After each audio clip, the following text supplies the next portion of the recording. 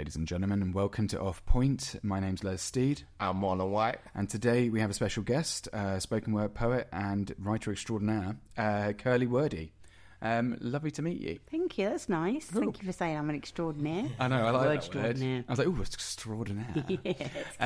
Yeah, all right, so let's just kick off with the usual. Tell us about yourself. Don't know why I went camp there, but... Tell us about myself. Wow, what would you like to know? Okay, so let's start with, used to be... Okay, so I know I've been all over your website earlier, so we've just been chatting as well. Did a little bit of research. Did a little bit of research. I'm sitting there just Googling Research is always frantically, good. like, good God. It's like, why did she do so much? Well, that's interesting to pick you up on that, because I think there was a point in life where I was very hyper-driven. Yeah. Like I was, for me, like achievement was an addiction, and I look back through life and it was, that idea of getting that kind of dopamine drip from like, some people get it from all sorts of different things, be it shopping, or I get it from there too sometimes, but, other addictions that might be less healthy. But for me, it was achievement, and I got addicted to learning, and it was like this unquenchable need to know more. And that's fascinating. So when you say she's done so much, there was a point where I felt like I had all this energy and I had to put it somewhere, and I had to, it was just this desire to just want to know more. Yeah. Just like I was information hungry.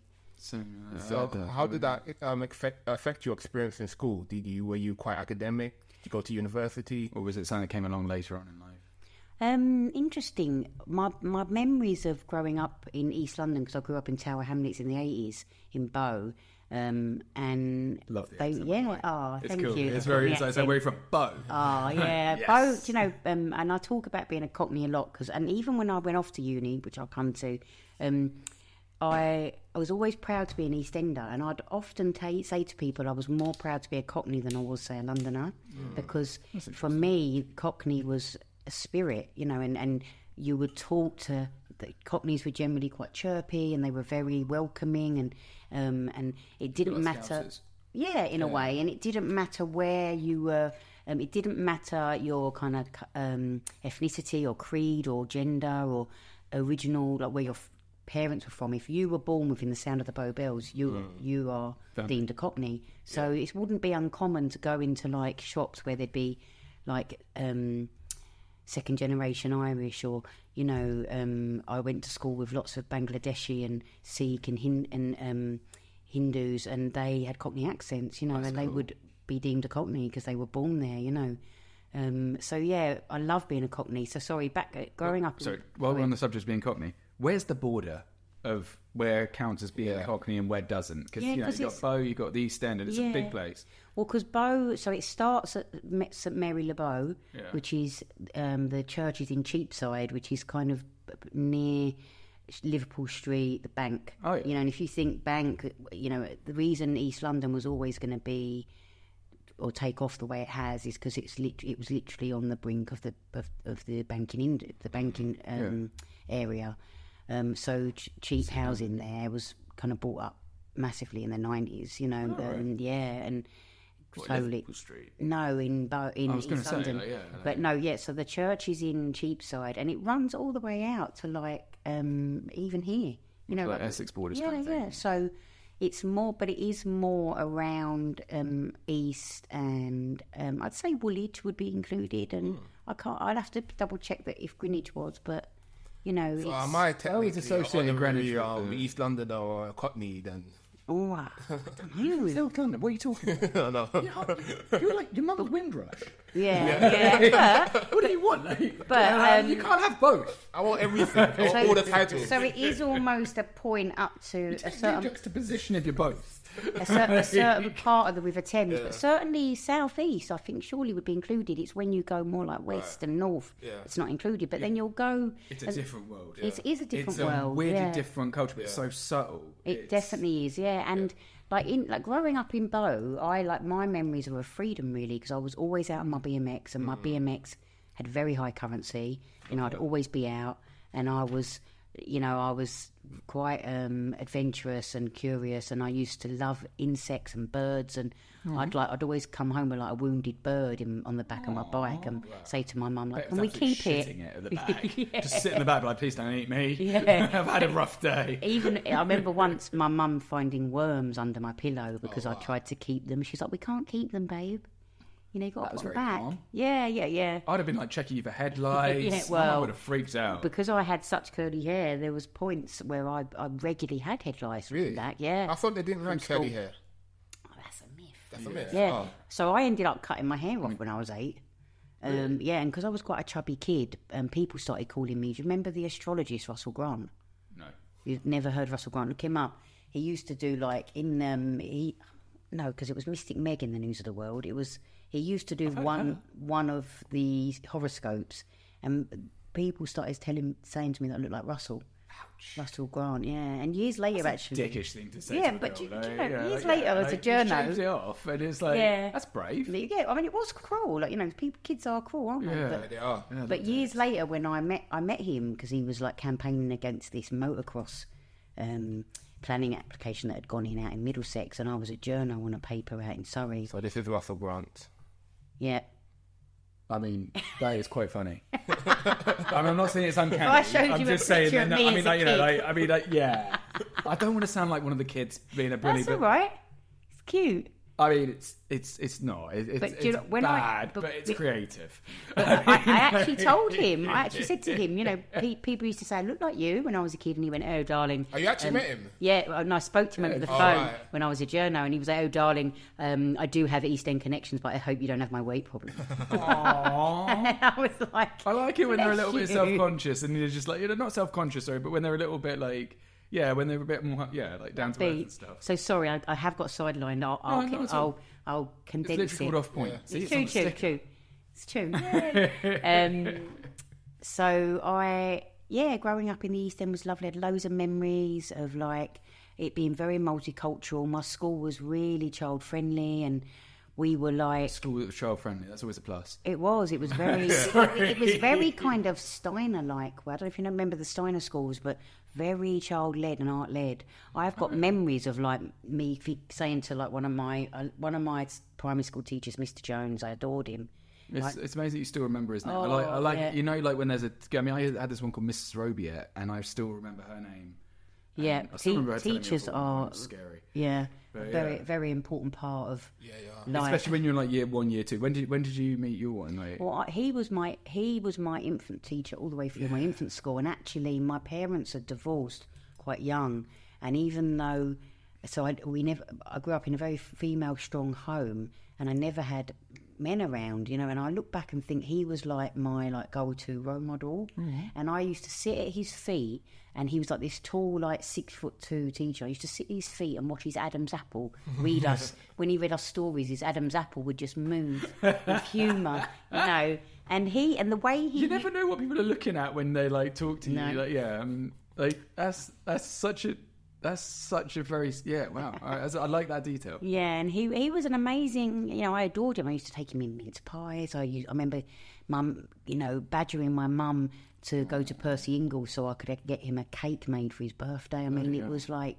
I adored him. And I honestly don't think I would have enjoyed school as much had I not had him around. But my memories were like he would say. I'd say, I want to make this. And we'd look and go, oh, there's no resources. And he'd say, I know, we'll use the carpet. And we'd cut the carpet up in the classroom. I bet the head teacher liked him. Jesus. Exactly, yeah. So it's like, why does this place look like shit? And there's him just like, learning? Get out. So it was such free learning, and it was nice. And it's creative. It's really inspiring that he's like... Yeah, and that's the kind of stuff that you'd get told off for normally. And he's like not encouraging you to do something bad, but encouraging you to use the world around you in the right way. It was brilliant, and I wouldn't recommend. For the record, we don't recommend tearing up carpets. I mean, I'd actually love to see him again. I'd think it'd be brilliant. He's still kicking around somewhere. Yeah, I thought I maybe found him on LinkedIn, but but I'm not sure if it's him. But randomly to spin off at that point, I went online to my primary school, my secondary school, my sixth form. I went online to see a note of the one I'm going to go find. Yeah, to see if any of my teachers are still knocking around. So like primary school, none of them are about. secondary school, there's one person that's still there, and then there's one person that was a new teacher, and in my sixth form now he's like head or deputy head. So I'm like, wow, he's got promoted. He's done very well. When I was doing local journalism, I went to my old school just to do the sort of GCSEs, and I got sent there, and all my old teachers, they just looked at me, and every single one of them knew about me. And they were just like, we've been reading your articles. We've really liked that one on the burst pipe. I couldn't tell them they were taking the piss. Yeah. But at the same time, it's your teacher. Yeah. And you're just sitting there and like, how do you act? I didn't know what to say. I was a bit like, number one, fuck off. And then I was like, sorry, sir. It's interesting you say that. There's a couple of points there, because my infant teacher, loved my stories. And I always used to... Reading never came easy to me at all as a child. And I have very vivid memories of not being able to read and picking up a book and really wanting to read it and trying to read it and missing out chunks of the text. I used to do that, yeah. Yeah, and my... You should be tweet like us. Yeah. Go on. And so speaking came very easy to me, but reading didn't. And so speaking was almost like... Sometimes I refer to my tongue as my paintbrush, because it's like this idea that... speaking had no bookends on it, like speaking had no full stops if you didn't have to. And sometimes when I'm really, really like what's the word, like when I'm really, really engaged and really, really into something, I can really talk fast. And I know sometimes I can be perceived as quite like I mean, over the years people would say to me, "Paul, that's quite full on," you know. And I think yeah. So I think when I was able to when I finally found my voice, and as I was saying to you earlier, this unquenchable thirst for knowledge, I always feel like when I went on to secondary school, my teachers saw something in me that I was yet to see in myself, and they poured a lot of like focus into helping me better understand grammar and better understand English. Even my spoken English wasn't great, and must have adored you for doing it, because I know that like, as a teacher you instinctively want to help your kids as much as you can. I've got many teachers that I could say to you 4 teachers in my life. Did you get all of them cake? Because I bet that's why. No. You'd be amazed at how much a little bit of cake gets you. No, but I know, but I honestly think I wouldn't be where I am without them. Like, my mum was an incredible, strong woman, a very strong woman to be reckoned with, and she did more than her best with the tools she had. Because my mum, life was stacked against her a bit. She was a single parent, you know. Especially in the 80s. Yeah, and she was no support. Very, very talented, but she didn't have an education. So my mum, for the majority of her life, was a cleaner, you know. And but she was very sociable, so she got to know a lot of the schools around my area. She got to know a lot of the teachers, and she used to clean for the teachers. So me and my sister used to go and spend a lot of time after school in these really big houses that were like huge townhouses, and we just lived in like... Yeah, because my mum would sometimes clean after school, and she didn't have anyone to look after us, so we would go and sit in their house while my mum was cleaning them. Yeah, teachers with big houses. Did you ever help out with the cleaning? No, but it was almost like, unbeknown to me, it was giving me an example of what you could achieve that was different from what we had, because we just had like an ex-council masonette. My mum had bought it on the right to buy scheme, but nonetheless it was very different to what I'd ever seen, you know. So I also, outside of school, was around a lot of teachers, unbeknown to what it was doing. But certainly at secondary school, I was quite troublesome up until I was 13. I used to play truant. I used to be really gobby towards some of the teachers. Yeah, I was a bit rogue. Every teacher loves that kid. It's the one you have to tame, and you're like, all right, you're clever.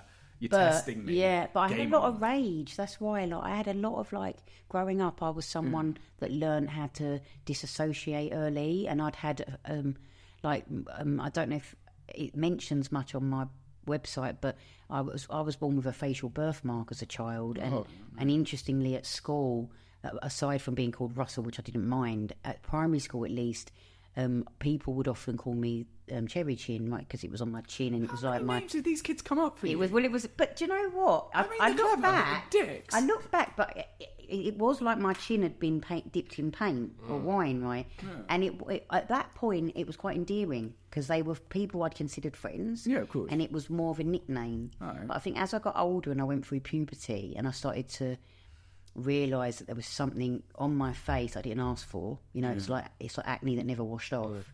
You know, it really had a huge impact on my self-worth and my self-esteem.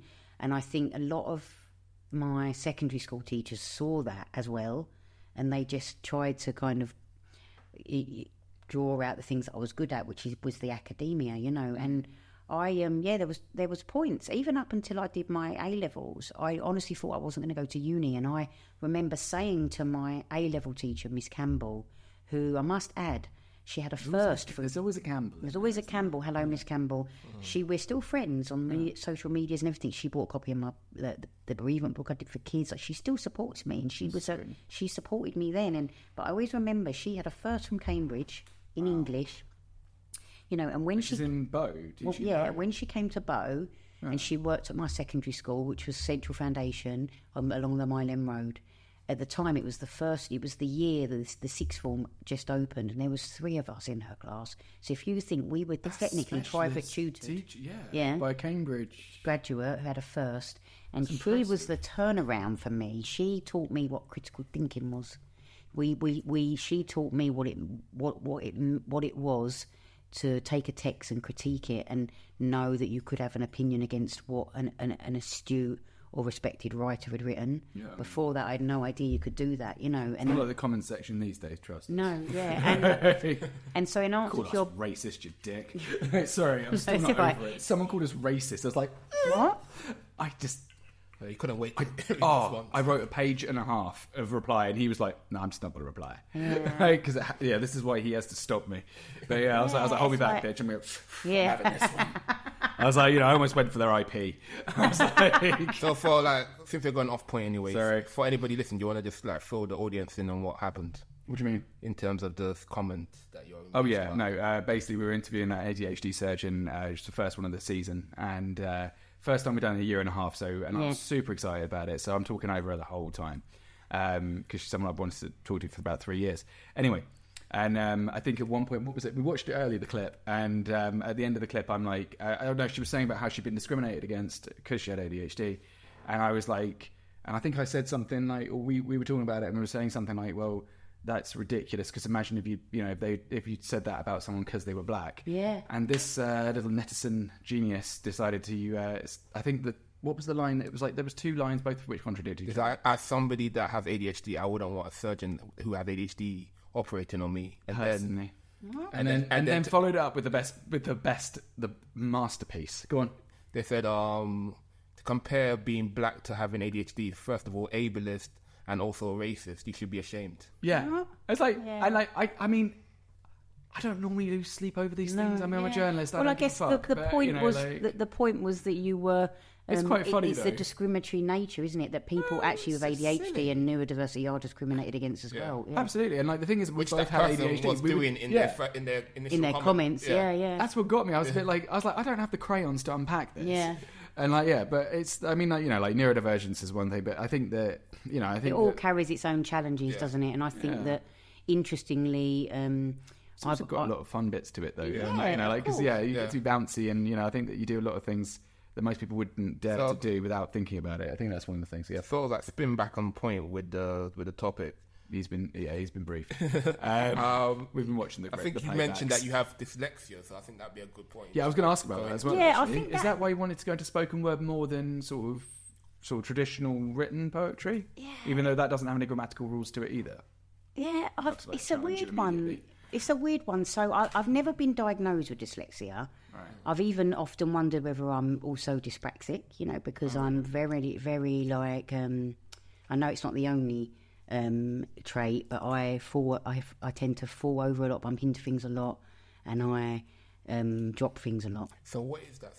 Dyspraxia is... Sorry. No, please, go on. Dyspraxia is where you're not sure where your limbs are. So, so normally if I was to do, if I was to reach Glasgow, look, I could reach it. Yeah. If I was dyspraxic, I'd probably be over here, because you can't really... You can't feel where stuff is. Right. Well, some of the kids we teach at swimming, one of them has it, definitely, and... Oh, she's so cute, because she's got the biggest grin on her face, and her arms will go out here. Yeah. And you're like, I love you so much, but seriously, go up. Yeah. Because it's interesting. So with the dyslexia, I've diagnosed myself, really, and I think, like I say, reading didn't come easy to me, and I there's a part of me that feels like the cockney. My first job was at 15 on a market stall in Roman Road, and I was immersed in language. Cool. To me, the language was art, you know, and language had always been art, you know. So that's how I learned to read, by sound. And actually, if you think babies learn to read with their ears first, right? So reading comes to us through sound. So I always... You just sound it out, don't you? Yeah, and I still do. Phonetically, I still will sound a lot of things out. And even... So when I went off to uni and I had to do all these kind of big essays, studying didn't come easy to me at all, but I was determined to get an education. And I had always been taught that, you know, even my teachers were like, you've got to go to uni. And I'm like, but am I the kind of person that goes to uni? And they're like, who is the kind of person that goes to uni? But people? I felt like I wasn't that person because I was from the East End and I thought I had to be more middle class, I guess, and little did I know, right? But yeah, it wasn't really until I went into journalism that I struggled a bit with some aspects of writing and grammar, and then I loved journalism, but it never felt fully creative enough for me. That's how I felt about it as well. So to interrupt quickly, what was it journalism you did in university? No, so my degree was in first I did a year of psychology and then decided to defer, and I deferred onto history, and I did some modules in sociology and anthropology. Wow. And because I'd always been interested in humanities and human story. That's a lot of ground to cover as well. Well, interestingly though, if you think, you know, growing up in the East End, immersed in story, immersed in the everyday, and I'd always been drawn to the everyday person that had so much, like, proudness and humility, but they didn't have much, but they had, pride. They had character, you know, they had spirit, you know, and confidence. I think that's quite an interesting point, because a lot of the time nowadays, a lot of people, at least, you know, a lot of people I tend to meet, like, that kind of confidence seems to be almost not quite frowned upon, but if you've got that kind of strong character, it's almost seen as being sort of not, you know, something that people... Not composed, it's almost a bit... Or intent, or a bit much, or something like that. And you're right, it's almost like... It's almost a negative you've not been connotation trained. Like, I remember going to uni and feeling like I wasn't polished, you know, in a way where I was just being myself, and maybe it was a bit messy in parts. People tend to be a bit slippery, a bit they boring. Can be, And it's very dull when you have a conversation with something that's that polished. That you don't get the authenticity, I don't think. Yeah, it's creepy. Yeah. It's really creepy. So, so then the journalism for me was amazing. It was the most knowledgeable job I've ever done, and I'd done it with heart and joy, but it never paid enough. And for me, it was like a lot of people that I moved in, the circle I moved in at the time, they were doing it for leisure, not living. And I had to make sure I had a job. You have to be middle class to be a journalist. That's why they're all middle class. It was an elitist profession. Yeah, it really was. You can't afford it unless you've got someone backing you a bit. And so, you know, without going into the whole length of it, when I came out of journalism and went and lived in Oz for a bit, and whilst I was in Oz, I dabbled in journalism, mainly did a bit of photography, and then I returned home. My mum had been sick, and my family became her carers, and then off the back of that, trained as a teacher, rediscovered a joy of education again, and it's almost like I went back to school myself and filled the gaps that I had as a child.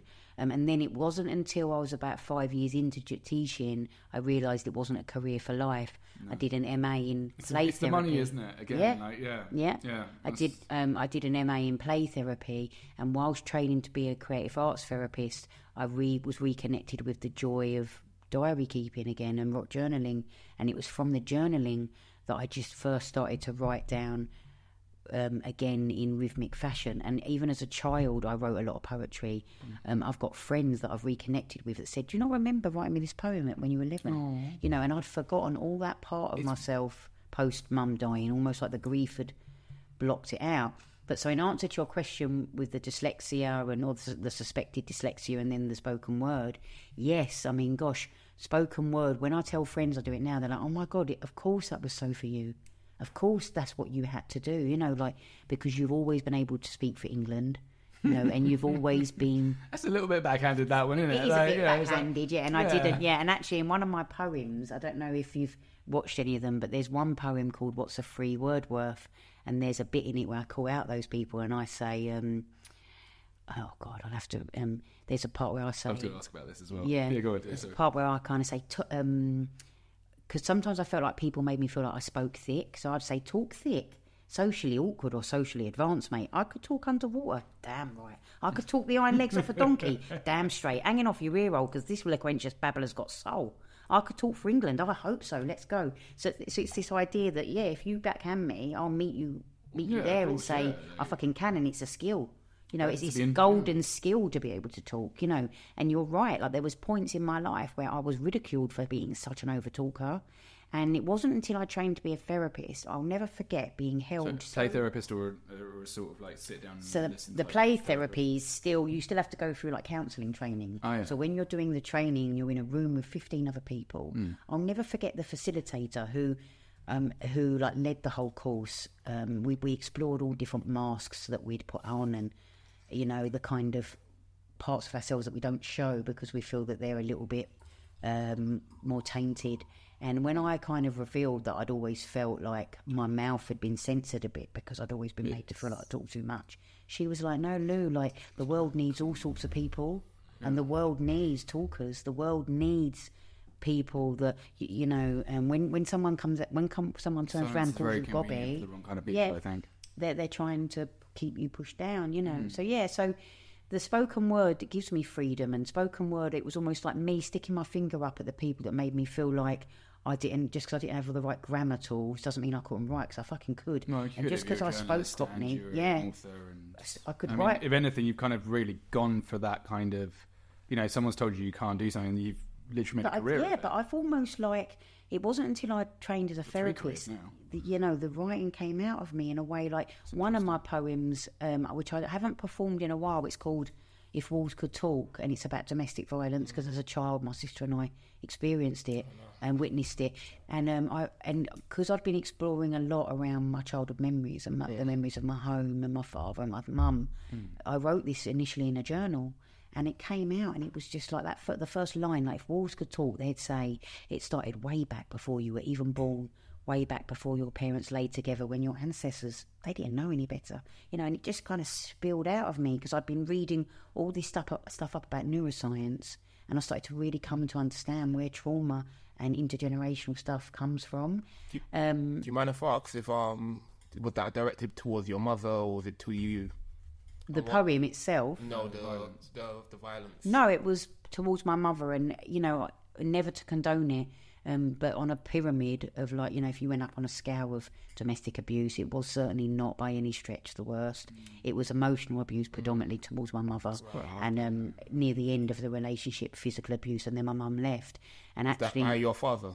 By my father, yeah. And it wasn't until my parents, it wasn't until really it became a little bit more physical that my mum left. And my sister and I, for years, that night that my mum left my father played out in her head like a motion picture.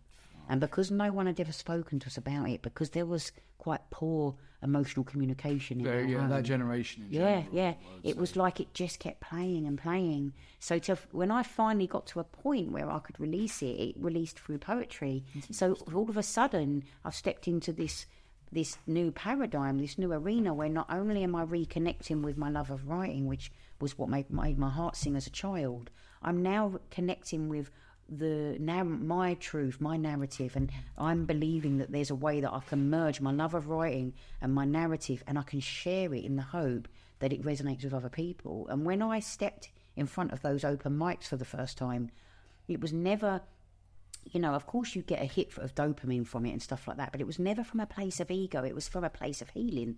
It was because, like, it was like a final tip of the cap to the thing I'd been through, and it wasn't. And people would say, "You're so brave talking about such raw stuff," and I'd say, "No, the brave part is admitting it, realizing it, and then when you share it, you're letting it go. You're giving it out there and hoping it supports other people in that journey." You know, So can I take you back to when you first did spoken word and what that was like? I wanted to ask what prompted you to doing that, and also what was it like? Sorry, we shouldn't double up. Yeah, go on. No way. But I just wanted, just if I could just touch on it, actually, the first time you stood in front of the mic and did it, what did that feel like? Wow, there's two really, because I started performing first over Instagram. Right. Yeah, and it was during over COVID. Sorry, now I'm a teacher. I can say this, although it wasn't like I was moonlighting, but I was doing home learning. So obviously, when we were off, when we weren't doing the online learning, I was going to the park and I was sometimes writing. Mm. And my friend that I'd met at the gym kept sending me these sharing the profiles via Instagram of poet nights, and she was going, "You're so good. You've got to go to one of these. She keeps saying about stand up with me." And she kept sending me them, right? Mm. And I was like, "Oh fuck, I don't know." Like, so anyway, I started following this guy from Southend called Sonny Green, fantastic poet. Look Sonny Green up if you haven't already. And he used to run a night called Trouble Tongues, and so I used to follow his Instagram lives, and I was like, "Wow, this is really good." And he started inviting people to go on. So I just thought, "Fuck it, I'm going to send an invite." So I sent an invite, and I was thinking, you know, he won't recognise my name, he won't invite me on. And then lo and behold, it was like, "We're zooming into your living room." Oh, you know? Fuck, I should have tidied.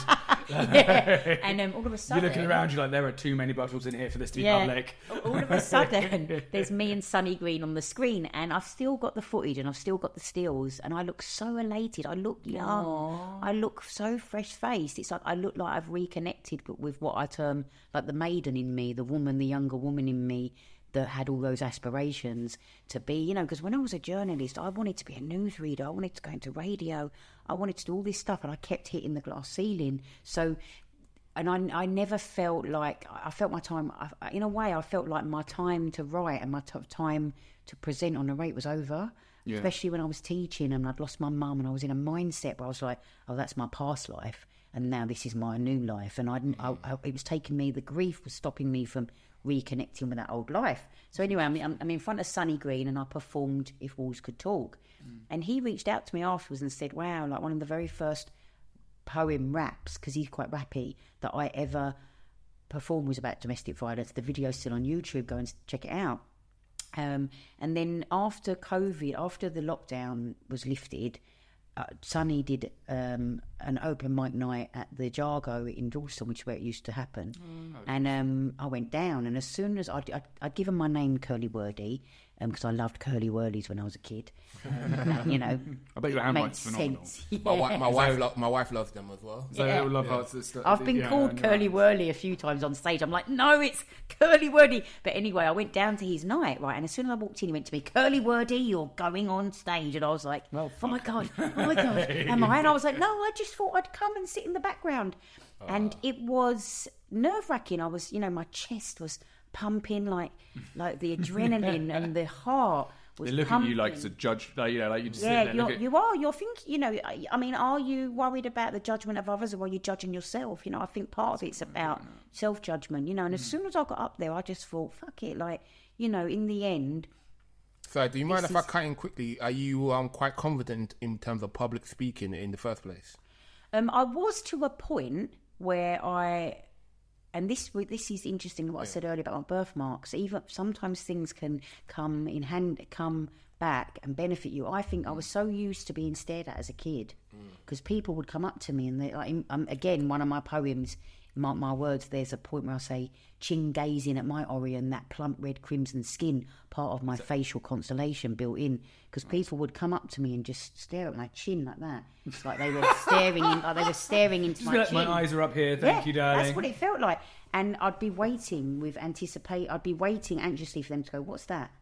And it was always the way so it's almost like whenever I went into social situations, I had dread. Yeah, but years later, I think the fact that I had that means that when I got up and I had people looking at me, and back then when I was a kid, you know, take it how you wish, take it how you will. It might be seen as sad, but you know, back then people were looking at me as a kid, and I was thinking all sorts of things. What are they thinking? Sometimes they were thinking horrible things. So now, all these years later as an adult, I don't give a fuck what you think of me now, so because of that. Yeah, because of that, I think. Fuck 'em. You know, so if you're looking at me and thinking, like, they'll look at the state of her hair, or look, she's got a bogey hanging out of her nose, or whatever it is. I wouldn't care. No, I have had a bogey hanging out of my nose once, right? I went go-karting, right, at university with a group of 4 boys, two of which I lived with. Yes, Andy Britton and James Hopkins, yeah, and I won. Right, nice. And I was gloating. Is that because you were quite light compared to the lads? Because I found that. Yeah, and I was gloating. I was happy, and I went into the changing room to get changed, and I had a bogey sitting over my nose, like it was actually hooked over my nose, like. And not one of them said, "Oh, you got to." Yeah, I bet they probably thought you smug. Shall we, love? You smug. Let's get a good selfie for old time's sake. There she is. Love it. With her bogey. Oh. But yeah, so so with the open mic thing, it was so amazing, And what I say to people now is, when you get that feeling, it's your heart letting you know you're in the right place. It's okay to get those nerves. And actually, if you say on stage to someone or to people, God, wow, it's been a while I felt this nervous, it all plays to the authenticity that people read from you, because you don't want to be fake. I certainly, the stories I share are all my own narratives. So it has to be, otherwise it doesn't kind of come across the same way. It's like if you write fiction, it's not quite the same. It's not. It's nice to, so it snowballed from there, really. And it was the first time in a very long time, I have to say, and a big shout out to the spoken word community. They're very welcoming, and it's a tribe of people who, different strokes for different folks, but you'll never be met with any negativity. And every event I've gone into, your vibration is matched, your energy is matched, so you're there. And if you're absolutely shitting, the whole audience suddenly sitting there going, "Oh Christ!" But people want you to do well, Absolutely. And I've never been really, because obviously in journalism, as you know, you don't get to like in poetry and spoken word, they often say to the audience, make sure you give the poets their flowers, which means verbal thanks, right? And in journalism, you don't get that verbal thanks. You don't get feedback really on how well you've done. I asked about this yesterday, this morning. It's like you kind of like put it out there in the hope that it does something. Yeah, but you don't ever hear anything, right, unless it's a complaint sometimes. Yeah, usually. But with spoken word, you'll get like the amount of events I've been to, and I'll leave with my cup overflowing. And I've not asked those people to come up to me and say, "Wow, that one about your mum really touched me." Is that for tips? It was like your emotional cup. Oh, okay, emotional cup. Yeah, so it's like they'll come up and they'll say to you, that when I read my one about my birthmark, which is one I really love reading because it's a really empowering piece. This girl came up to me at the end that had suffered really severely with acne, and we had this long chat, and she was like, "I've never something has never resonated with me so much." And she even DM'd me afterwards saying, I was so moved. You brought me to tears, and it's quite something. It's like, nice when you write something and it makes someone cry in a good way. That's something that you never forget. I've written love letters before, and like when you see that tear go down, and you're like, got him. Yeah. I'm yet to write a love poem, but at some point I will. But I think it might be about my it's hard to explain, like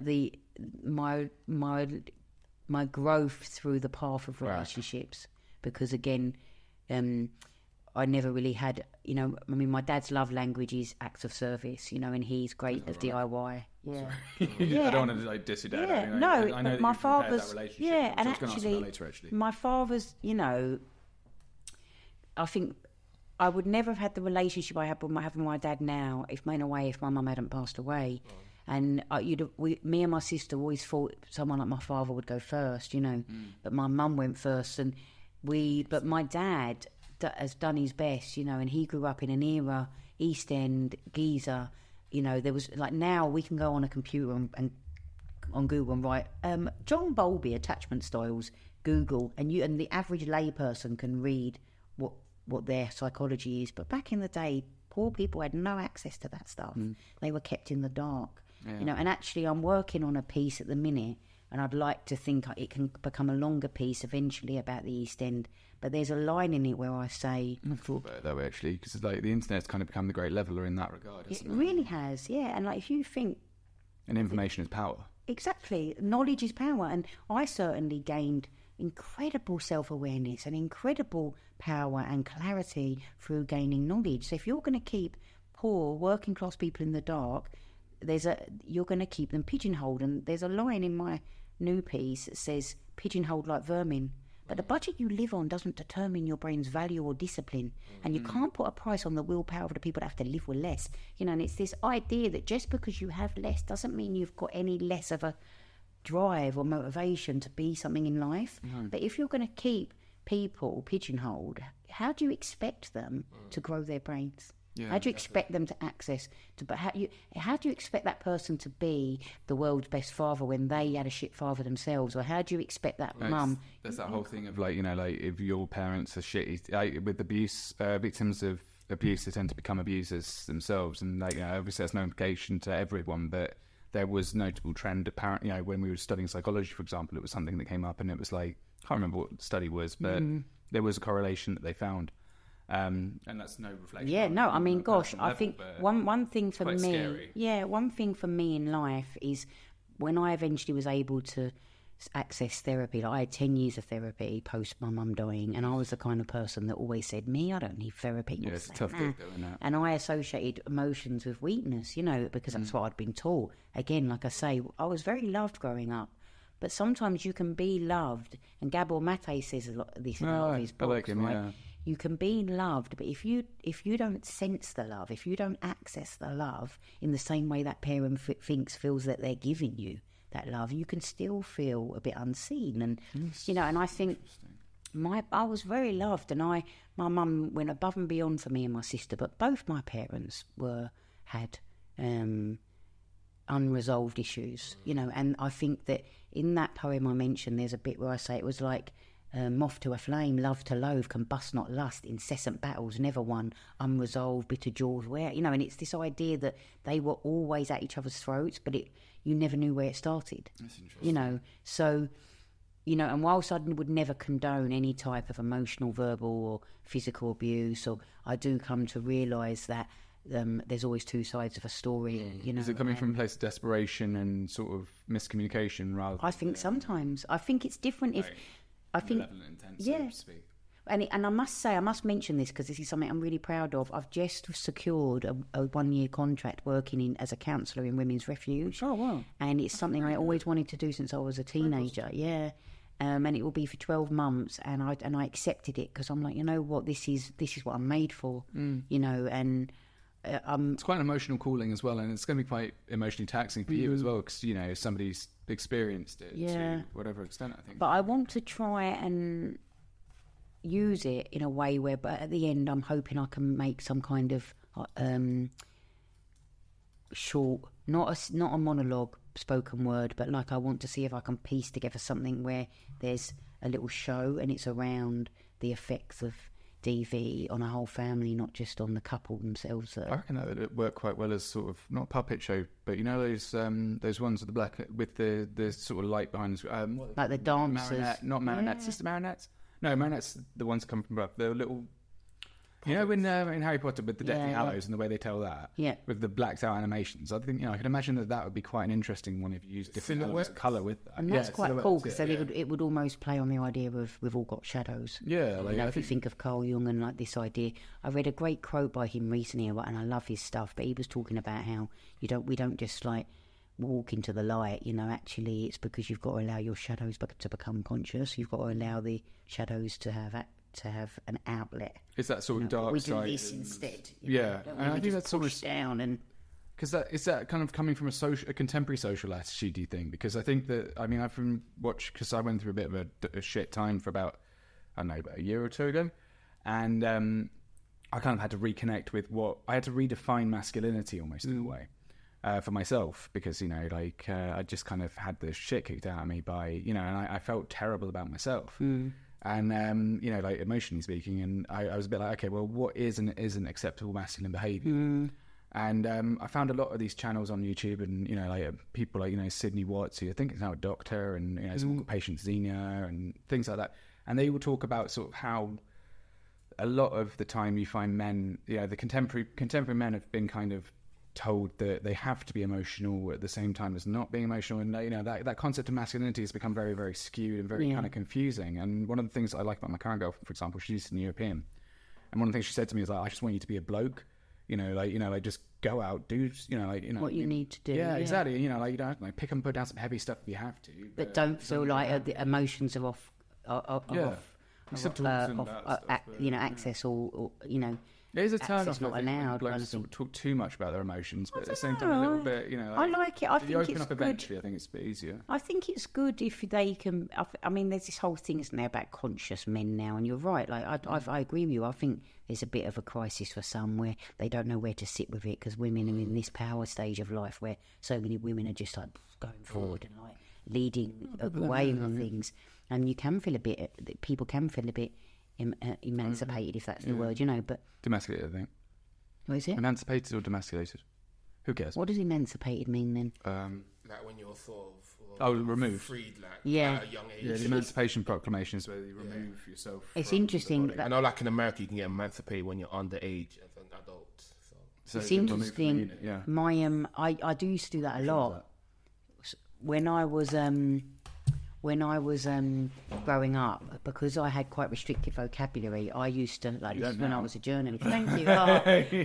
But yeah, and do you know what? I have to say, the reason is, again, when I was hyper focused on this idea that I was like, I've got to master English, because it became acutely aware to me at a certain age that I wasn't as eloquent as others, right? And I was hungry for language. I would have loved to have studied linguistics or, you know, and I'd love to, I'm obsessed with the idea of dialects and how it connects to belonging, you know. Yeah, like, because I think, like, it's interesting in England, for example, like, I mean, compared to America or other places I've been, like, the accent changes every 20 miles, if not less, especially in London. London, you can go, you know, I mean, there's a difference with South London and you can hear it, but, I mean, do you think that accents kind of have a lot to do with what makes us, or is it more like the environmental factor behind where we come from that's part of it?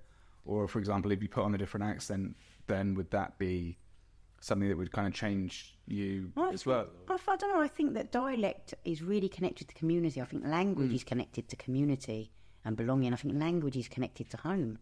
You know, so therefore, you know, the things, the slang that we develop, the words that we come to love, the words that we come to know is familiar, that nan or gran or dad or mum have said, or our carers or our guardians have said, you know, actually becomes part of who we are, and it's comforting. It's a familiarity, isn't it? Yeah, offers comfort. So there was certainly a point in my life when I felt very uncomfortable around posh people. I wouldn't blame you. And this is the truth. And I remember, and my sister went through a bit weird, aren't they? Well, I think it's just we felt less. We felt like we were. Did they make you feel less, or did you kind of have that feeling yourself? They made me feel less. And my sister worked in the banking industry for years in Canary Wharf, and she was often ridiculed for having a Cockney accent. That's ridiculous. Yeah, and they probably found it funny. But to her, she took it as a real dent. And she's doing the same job as they are, and she's just as good, if not better. Les, would you describe yourself as posh? Yeah, probably. I'm from Surrey. I mean, Jesus Christ. Now, what I'm saying is now I wouldn't even think you...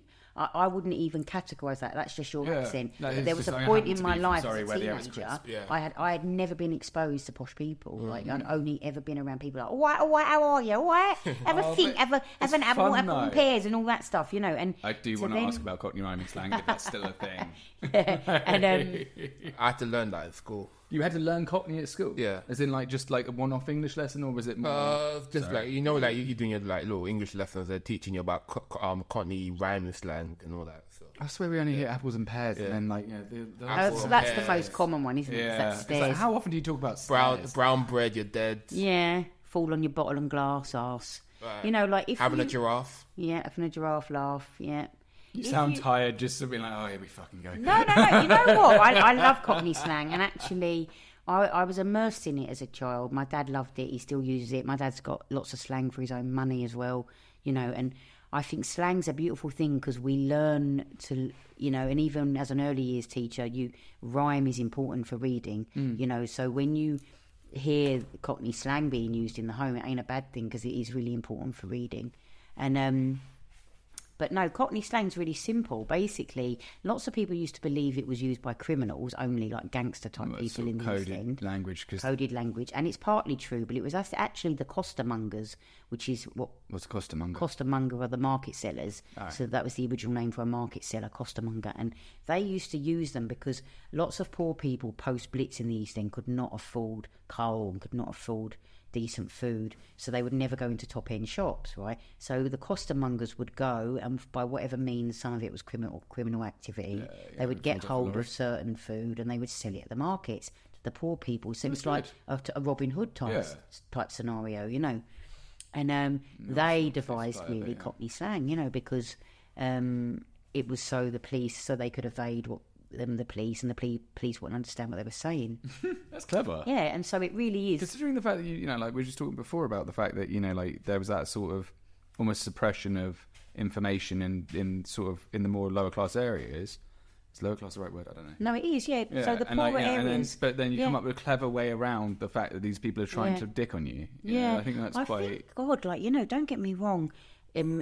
People in the East End, and I'm not being biased here, I remember growing up with people that were incredibly entrepreneurial, and they just didn't have the resources. And actually, in one of my early poems, the one I mentioned earlier, "What's a free word worth?" There's a line where I say, "When you ain't got money, you've got ideas," and that's truly it. When you don't have money, you know, drive often stems from the survival instinct. Yeah, the need to generate. So to be hyper driven is like, right, I've got to generate something to survive. That's where it comes from. And I met so many people that could have been like Dragon Den type people, could have gone on and, you know, created their own products and businesses, and they didn't, because they weren't in that mental capacity as well. It wasn't, yes, they didn't have the financial capacity, but actually the social economic status and the education system and the government had worn them down to believe that they were less. Yeah. You know, and after a while, like, you know, because it's that whole sort of like, if you want to start a business, you'll need capital, and where are you going to find that, pleb? That kind basically, of feeling. And there's a line that I've just written in my poem, and it's about this idea that people thought I was going to be a pleasant pleb. You know, like a pleasant pleb. I like that. And I'm like, I mean, I don't like it. No. But I love playing on words like that, phrase, and and it's like, oh, she'll be a quiet one. And when I was a journalist, I felt that way. Yeah. Oh, she's like the token. Oh, look, we're supporting the working class community, and you know, she's a pleasant pleb, you know. But little did they know that I was a pleb with a passion. Yeah, pleb with a bit of fire under you. Plebiter. I call myself the plebiter. The plebinator. I am the plebinator. Look at him, like, and then I'm going to rob you cunts on principle. Now, where's your fucking horse? Give me your money. Get out of my pub. Yeah, just standing there. It's like, you don't carry a knife? Oh, just me then, cunts. Give us your wallets. It's if they're true. going to look at you like it, you might as well play into it. It's true. So in answer to what you're saying about the lack of education, I see it now. Now my dad's older. I see my dad has got so many skills, and you know, and he's really tried over the years. I've seen his growth and change, you know, and when I think back, and I must say, despite the kind of marriage my parents had and the early experience I had, you know, I do. There is something in the air. I found something in my mouth as well. I do think people deserve a second chance, and I think my dad has really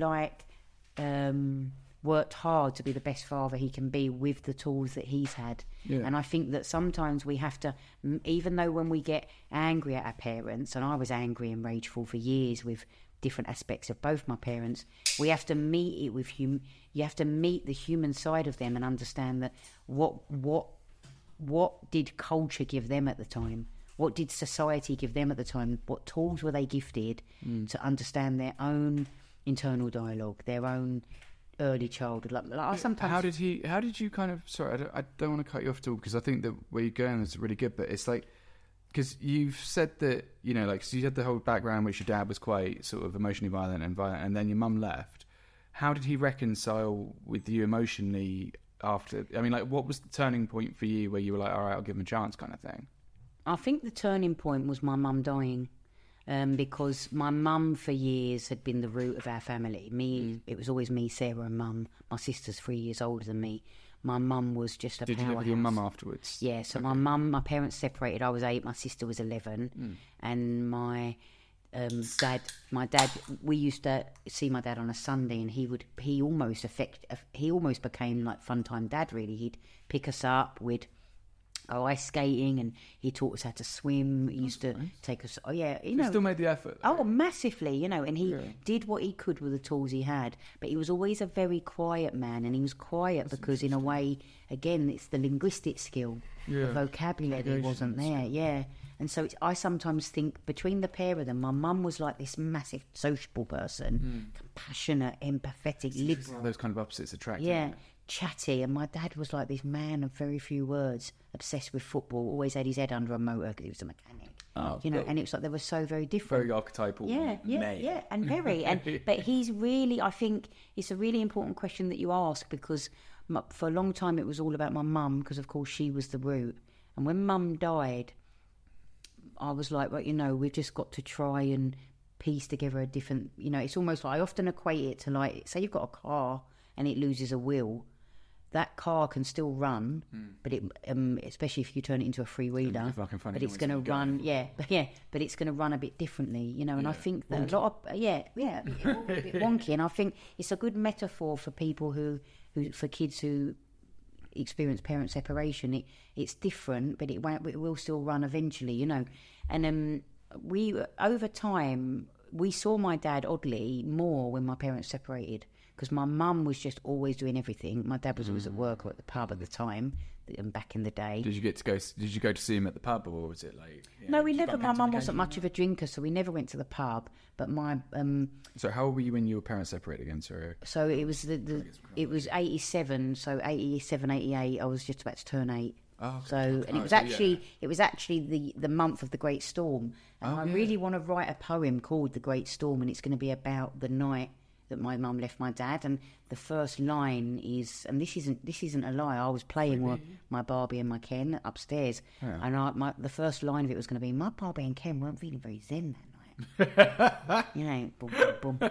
But it's quite a good but I just want to say he's done his best, you know, and I think that he's, you know, you come to understand, I've come to understand, I can't say others, but through training to be a therapist and really delving deep into my own feelings, sometimes it isn't about blame, it's understanding the circumstances at the time. And I think when my mum passed, I was able to look at my life through a different window, metaphorically. So I instead of looking at it down this tunnel, I took it from a different perspective, and I tried to understand what was going on around them at the time that would have put pressure on their situation.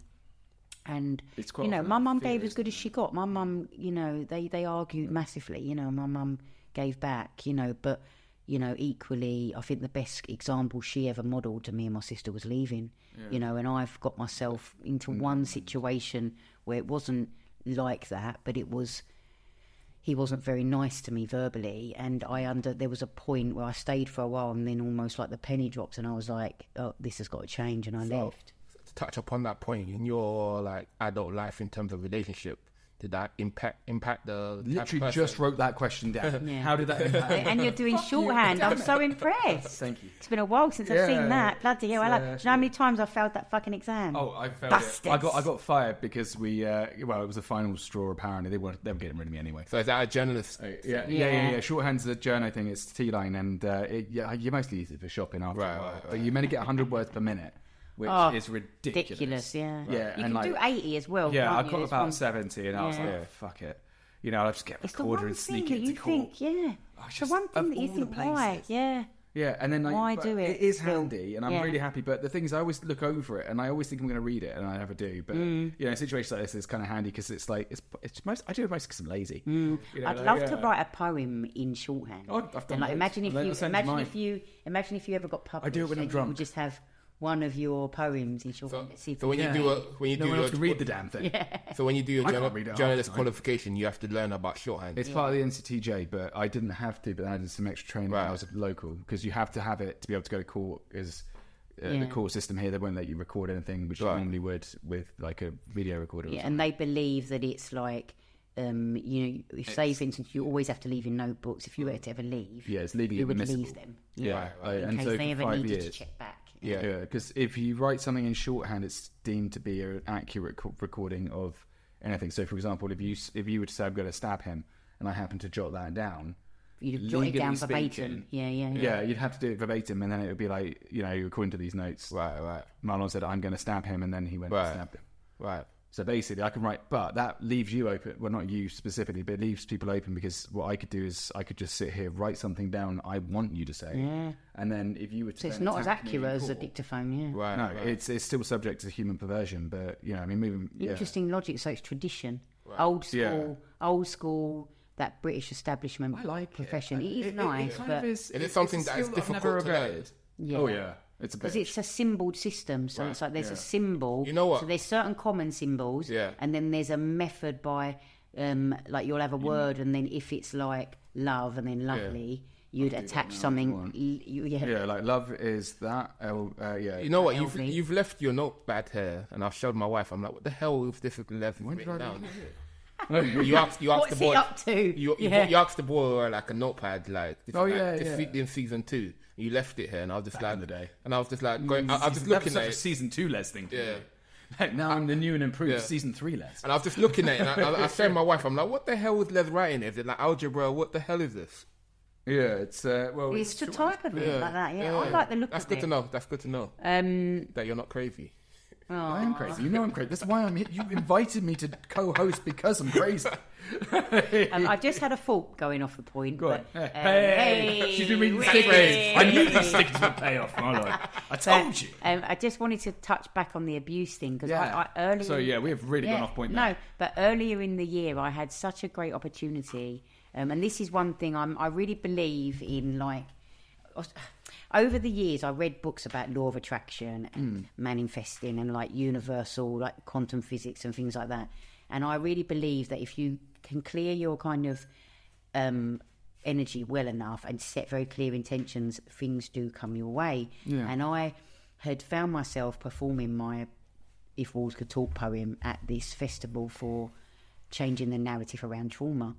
Off the back of that, I met 2 people that were running a project called Survivor Voices and Traumascape, and it's about how they change the ecosystem and the narratives around people coming to understand that they're even being abusive, or that they have come from an abusive situation. But where is that often line, people, of course, between being angry? I think that's sometimes people won't even know that they're being abused. I think that's a very good point there, because I don't think a lot of people set out to be abusive or set out to be this person. It's conditioning, especially if you saw your dad do it and then your dad's dad that did becomes it, and it's part of the cultural terms terminology that's been said to a woman, or it could be. So sometimes it's complete conditioning, and they don't know that they're just becoming a carbon copy of what their dad was, or their I mean, there must be times when like people catch themselves saying something and be like, shit, that did. But they might not have the skill, knowledge.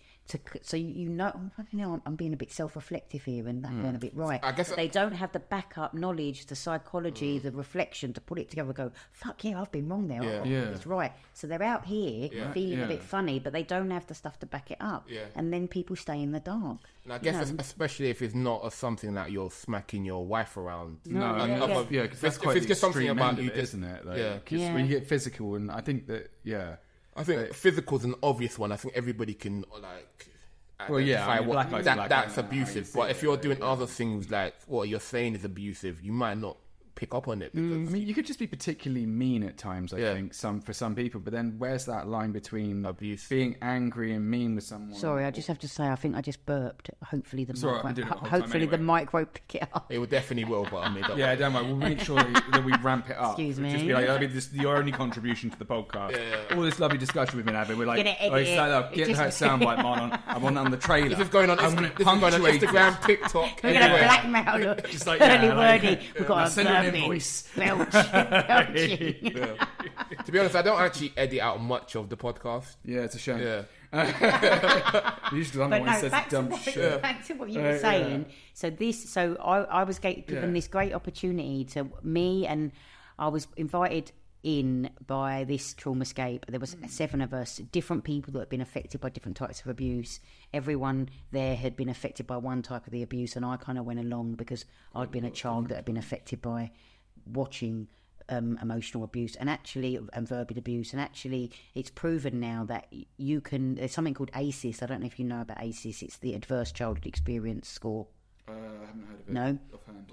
There's that you can look it up, and you basically sorry, that sounded like you can look it up, but you can look it up basically, and people should, because it's a short survey that you take, and you can work out what your ACE score is, and it's your adverse childhood experience score. And what they now prove is that if you witness things, like say you're a sibling that witnesses a domestic abuse or the abuse of a sibling or the physical abuse of someone, it can be just as damning as if it's happening to you anyway. So witnessing something traumatic can alter your brain just as much. I mean, I guess it would be the stress and the fear and that kind of, because it's the environment, as you say, that it's that ACE. Environment of ACE, ACE, and then a small S. Adverse childhood experience questionnaire for adults. And I scored quite high on that when I did it. Mine was about 5 or 6, and I was like, and there's a really good book called Childhood Disrupted: How to Change Your, how to understand your biology and your biography and how to heal. Because I went through a phase where I read a lot of books where it was about solution. I knew enough to know that what I'd been through, but I wanted to know actually what are the solution points on how you can make this better. Because it's okay, that idea of, I think a lot of people out there, sometimes there's this idea, this taboo around the word victim. Yeah, but we've all been a victim of something, and in a way, it's almost like that South Park episode with Harry and Meghan, where it's like they kind of want to turn it into part of a brand almost. Yeah, because it's like, but you're almost, it's ridiculed a bit, and it's tabooed a bit for you. Like people go, stop being a victim. Sorry to be an American there, but why are you being a victim? So that's an interesting. It's also something people capitalise on as well as victimhood concept as well. But it's very difficult because there's the genuine article, which is most people have been a victim of something. And it's okay to say I have been a victim of that, and it felt shit, and it made me feel terrible. But and sometimes for a while, people do need to wallow in it. Yeah, absolutely. People want to stamp their feet and get angry, and sometimes it's because they just want someone to say, "Fuck, that must have been really shit." Yeah. And often we don't get that. Often we're not met with that from a parent, right? Yeah. But so when you go to a therapist, all of a sudden you're in this safe space, and I guess what you were saying earlier about men, it's hard because men feel like it's not masculine to be emotional, so to get a man to go to therapy, it's like if you're too emotional or if you're not emotional enough, it's just finding that. But I think it's the way society treats you. I know there's a big push for men's mental health, but in terms of society, I don't feel like we're there yet in terms of supporting men. No, I feel like we say it's good to support men through mental health, but when it actually comes to it, if you get arrested, it's the most sexist environment. You are instantly guilty by by association of having a penis and being accused of anything. Yeah, you are right. I think that it's hard to be able to know what you can and can't show of yourself. And I remember when I used to talk to my dad and be like, why do you think that you and Mum didn't get on? And I remember he was always clearly got on a bit, otherwise you wouldn't be here. Well, exactly, but it's interesting you say that, because I went through life and I never saw what they saw in each other, because all I saw them do was argue. Yeah. And so what you're saying earlier, I know we've gone off the point, but it did affect my relationships for a long time, because it's like I didn't trust. Boys weren't safe to me. I always remember, and again, it might not have just been my parents' scenario, it might have been the birthmark thing as well, but I remember being a teenager, and for some reason, boys just didn't seem safe, cockney boys, because obviously my dad was cockney as well, Most people feel that way about cockneys. Especially my class, They didn't, and it was, and I was really late going into all the birds and the bees, and by the time I did, I can't say I really understood the rules of courting and the rules of the birds and the bees, and I don't know how the hell I've ended up with a girlfriend. But I've had all of the situations I've been in have been really good in their own capacity. They've been learnings, believe me. But there's a point where I don't think I've ever met my match. I've never met an equal. I've never met someone as dynamic as me. And I don't mean that in a big-headed way, but just someone who's got a breadth of skills and. I feel like there was always like this lag, and I was always like trying to fix. A bit smarter sometimes. You feel like that was impacted by your parents' relationship? Yeah, I think that it was impacted in the sense that I never saw examples of real love, And I don't think I never saw my parents hug. I never saw them kiss. I never saw them. I've never seen my parents console each other. But the thing is, they probably were in love at some point. They had to have been, otherwise, I mean, probably.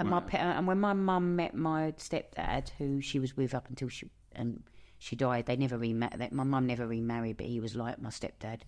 He was much more affectionate. But even then, you'd only really see them hug or have a little smooch. It's probably because you're in front of the kids, kind of thing. It's a bit awkward. Maybe, but my mum was very loving, but she wasn't a big affection giver like that. She herself, and so I think between the pair of them, they'd grown up in a culture. And again, Gabor Mate, not to plug him, but his new book, The Myth of Normal, he talks a lot about.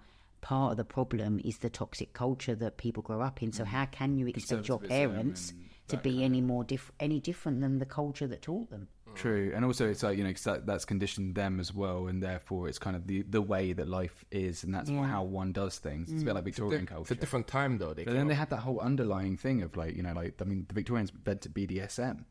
Pretty much them and the Germans, but I mean, because you had that whole sort of like, one should court, but then afterwards spanking for everybody. Bravo. You mentioned earlier though, before we kind of interjected, that was interjected with some spanking.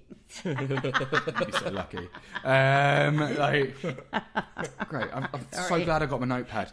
You said that when you met people and like the whole breadth thing, and then just as we mentioned, you said there was always something to fix. Yeah, it felt that way, and I think it's because my mum was a big empath and a big fixer. Yeah. My mum was a fixer of communities. My mum always reached out to matriarch. She reached out to like people. I grew up with a lot of people that were lovely, but people had problems. Like there was people that were experiencing severe domestic violence on my estate, and some people, there were a couple of people on that estate were definitely drug mules, like gangsters, moles kind of things. My mum was someone. The one credit I give my mum is she always fucking worked. And it was like she always wanted to instill that model to me and my sister that if you want to have nice things, you've got to work. Right. So both me and my sister had a job. My sister worked in a burger shop and I worked on a market stall, But my mum was a fixer, a rescuer. And I think that when my family started to have some issues, I look back and there was a big part of me that was the nurturer. I think back to the birds, think back to the worms I was finding. Yeah. I was a nurturer. I was always with dolls and, and... I like the fact that beforehand we were talking about how she shot them first. No, I'm joking. Yeah. She'd eat them, But so yeah, you're right. I like my self-worth came from feeling like that I had to almost offer a man improvement. Yeah, it's almost like this is how you can improve yourself. Yeah, like this is how you mend your wound. Did you not find that there were people who you wanted to grow together with? Because that's kind of the ethos that my girlfriend's installing in me at the moment. It's kind of that whole thing of like, no one's perfect, but we want to grow together. And that's why I'm not vaping this episode. Yeah. I gave her my vape. She doesn't like your vaping. Oh, God, I am so on edge. I'm not a fan of the vape. No. I'm like, if you're going to smoke a cigarette, smoke a cigarette. Yeah, but like it tastes like shit. Like a man. Like a man. There's me like, it's like, fuck you with purple berry. And it's delicious. What are all these names for these vapes, though? But it's like, I see people queuing up for like pink lemonade. Yeah. It's like they feel like it's advertised. It doesn't taste like yellow lemonade. Oh, so weird. But who gets offended by that? It feels like it's advertised to kids with all kiddie flavors. Definitely, yeah. It's weird. And I mean, smoke a cigarette or don't smoke. Well, yeah, because that's the whole thing with smoking is that if you smoke a cigarette, it tastes like shit, but you're in it for the habit. It's a hardcore habit. But when if you're smoking, I've never vaped actually. Like vape, it's too easy. I don't like the vape. It doesn't feel right. Yeah, because it's interesting. You're probably right. It doesn't feel right in terms of the inhalation. Yeah. I mean, I've got like little like nicotine tablets there, and that's how I'm trying to kind of wean myself. Smoke a vape. Yeah, the vape thing. I mean, I kind of enjoyed it. I'm just going to say. Did you smoke cigarettes beforehand? Yeah, I mean, I went through a very stressful period, and then my cigarettes. I used to smoke maybe 5 a day. No, 5 a day, sorry, 5 a week. But now he's he's constantly puffing on the vape. Yeah, it was like a pacifier. It was like a dummy in his mouth. It was unreal. Constantly puffing and puffing. And is that better for you? No, it's so. Like when you're doing it at night, and like I'd have. You're doing it at times you would not smoke a cigarette. So why are you? Doing and I'd be sitting there, but the worst one would be like I'd be in bed, and my girlfriend goes to sleep earlier than I do, and she'd like wake up to me and. At 1 a.m, and it's like, what am I doing to my body? And you have to be careful, I guess, because back in the day, do you remember when they said smoking was good for you? Yeah, the T-zone. Hit that thing with my. Because they say vaping is better than smoking, which it probably is. But if you're constantly 24 hours a day, if you're 24 hours a day puffing away on this little thing, and also that how can it be better? Yeah. And I did note that one of the main reasons I gave it up was because my cholesterol was 6.5, and it can't be anything higher than 5. Yeah, I'm 34. If I've got a 6.5 cholesterol, that's bad. But my diet's reasonable. Causing that?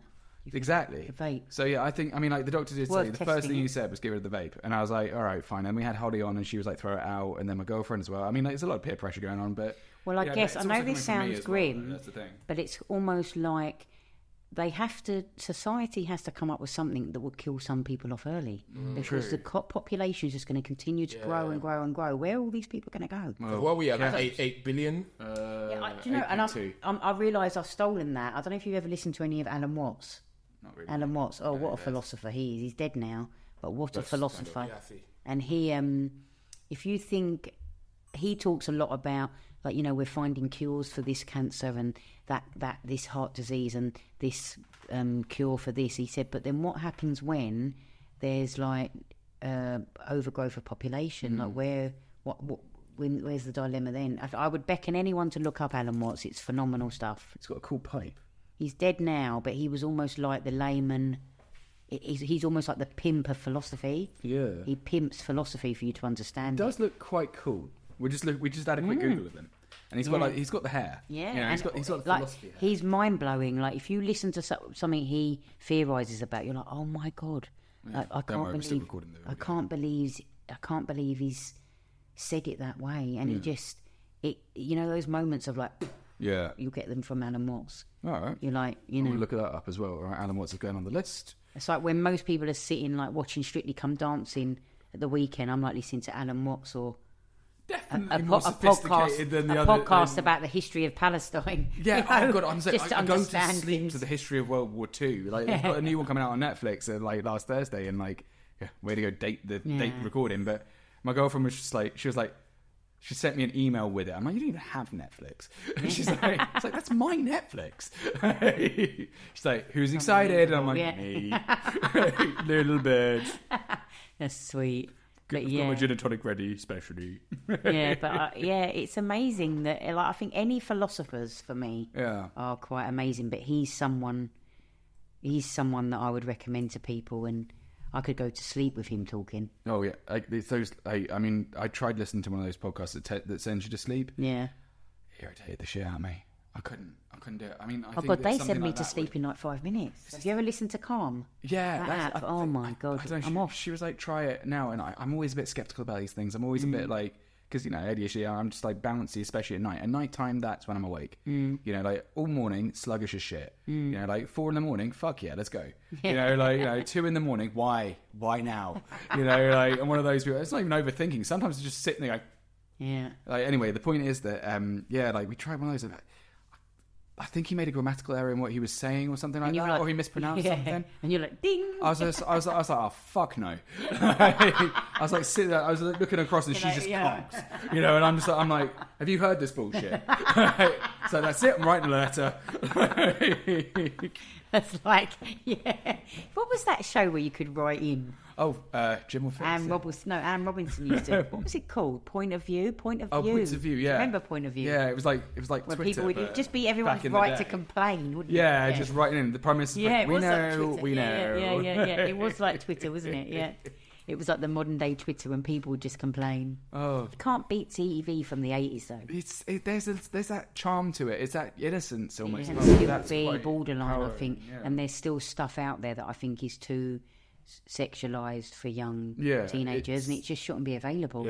But it's like there's so much kind of freedom on the internet is scary. Yeah, they say, like with porn, the impact that has on your brain as a young person. Oh, yeah. And even these young people are not going out meeting like people anymore. They're just on the internet. Yeah, just watching. Getting the wrong idea of what relationships are. I think part of that is, though, that, you know, like, it's almost like kind of ordering food in, you know, but for sex. And getting sex when you're like, you know, as a teenager, I mean, that was hard work. You know, like, even and also, you have to spend money on them. You have to go and meet people, and you're taught improve yourself a lot. And also, I guess because you're male and I'm female, there's a different perspective there, isn't there? Perspective versus the emotional. Well, I never came into contact with any of that stuff, and I was very, like I said, late to the game with Birds and the Bees, and I was, you know, in a way, like journalism, when I got into it, it was almost like I got married to it. Yeah. It almost became the thing that gave me pleasure. You can't, it's the tick. And I think because I can't put it all on my parents, but because I didn't see a happy example of a loving relationship, I don't think I craved relationship. You know, you hear some stories, element, isn't it? And if you're not sure what that looks like, and someone comes up to you, where some people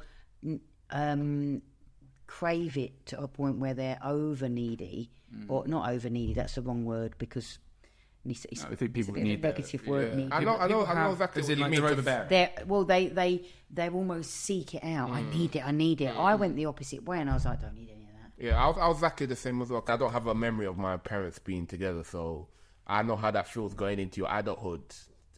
Now going into relationships and not having that experience, not having that blueprint, you know, and I don't know. And then a separation between church and state, so to speak, because it's like, you know, like what happened behind closed doors was closed doors, and like I think our parents, they're loving, but like, you know, and my mum hugs a lot. My dad's quite, you know, I wouldn't say he was affectionate, but you see videos of me as a kid, he's playing with me all the time, and you know, I think we had a very healthy childhood. I mean, the idea of, you know, as far as I'm concerned, my brother and I are immaculate conceptions. That's it. You know, like, I don't want to think about it. I don't want to know about it. You never walked in on your parents. I've never, if I have, then I've repressed that one really well. You know, I hope I know that they would have had a sex life, obviously, because hello. But equally, you know, and they're still in a happy marriage, so something's got. That's a weird question, that, isn't it? Even one time, I remember my mum whispering something dirty in my dad's ear on his birthday. He was like, "So what's my other present?" And mum goes, "Who?" And whispers in his ear, and we don't know what she said. But my brother and I looked at each other, and I think the childhood memory burned in there. And my dad just started smiling like a fucking teenager. And I think at that point, I think I black out at that point. It's just like, you know, but so obviously it's nice that they're flirting and that they're affectionate and stuff, and it's nice objectively. But as a son, fuck no, like just. I guess that can be weird, can't it? It's beyond. It's. I guess that's the one benefit of your parents breaking up young. You were spared that, weren't you? Well, yeah. I was spared that. I never saw any of that. I think it's sweet though. It's I think it's good to have that relationship, that, you know, like, and that partnership is very clearly there, and I think that's important. But, you know, I mean, I'm talking to two people who don't have parents that are still together. Interesting, because it's harder, I guess, with a blended family, a bit what they term blended family now. Like that's when your parents either remarry, and then obviously there's other siblings involved. Or sometimes people move in, don't they, together, and that can be hard. I hate that. The idea of hearing someone railing my ex. No, it's a no. I mean, like, you know, like, yeah, it's like all right. Especially if you're the guy, if you're the one that got cheated on or something. No, I don't mean like that. I mean that blended families. I mean, so say my mum. This never happened, but say my mum and stepdad had moved in together and he had kids. Right. Those kids would have come to live with us. So we were a blended family because. Oh, I see. You mean like stepbrothers? Yeah, you got stepbrothers. Yeah. So you would have to accommodate. You have to kind of accommodate. Sorry, I'm going to stop drinking. I'm sorry. This is where the podcast goes. This is where we start getting complaints. You know, it's like she's talking about childhood trauma, and all this guy's doing. We got one for about innuendos as well. Yeah, one person was like, I couldn't stand it in the windows. Yeah, it's the innuendos from the middle guy. I wish it's just awkward and cringe. And I mean, I wrote back to Marlon. Couldn't listen anymore. I had nothing. I was like, you know what? Fair enough. I apologise. I genuinely do. I didn't mean it, but it was kind of fun. But so yeah, I think blended. Sorry, that's all right. So blended families. I never lived in one, but my stepdad and mum moved in together when I'd left for uni, so I'd never. Because interestingly, like, going to uni for me was like and I loved my mum, I did, but my sister, without going into details, because that's her story, she had like early mental health struggles, and again, I think in ways where I suspect me and my sister could potentially both be neurodivergent, but not so at all. In what way? So what do you think you have, and what do you think your sister has? Again, it's not really my place to say with my sister, but we've had conversations recently where we both can identify with aspects of ADHD. My sister we both have hyperactivity of the mind, in the sense that when I'm really in the thick of that, I'll have notepads everywhere with stuff written on it. Like, I went through a phase where if I was coming up with poetry ideas, I'd write on the back of a recit. Right. And I did that. I used to do that. Yeah. My sister had hyperactivity of the mind, where she suffered from going through life. She suffered from quite high functioning anxiety, so she would get health anxiety and stuff like that. And so when that played its part, the hyperactivity meant it never switched off. And we both have traits of inattentiveness, where like I'm worse. I can just and what I notice about myself is often listen to people, I don't always get eye contact. I do. I'm an eye contact person, but if I'm really enjoying, like there was a point where I used to go and watch Q&As when I was a journalist. I used to enjoy watching people being interviewed, and I went to the BFI. It's a good part of the training. Yeah. I used to go to the BFI a lot, and I used to watch Barry Norman interview people, and I used to enjoy watching just interesting. Like, I remember watching Don Cullen, the photographer, Don McCullen, being interviewed. Just really interesting people, and I'd often look away and just listen, because sometimes looking and listening was never like because it's like two things to focus on, and like you find yourself distracted by something. But then over the years, people would then think I was being rude. No, I was looking away. So what I want to ask now is, Les, you've been diagnosed with ADHD. Is there any steps that Lou can take to maybe get a better understanding of this condition? Or well, I'd recommend the way I discovered about it was that I went on ADD-Attitude, who I now write for. What they called? Sorry, ADD. ADD-Attitude. Okay. And they do like a little test.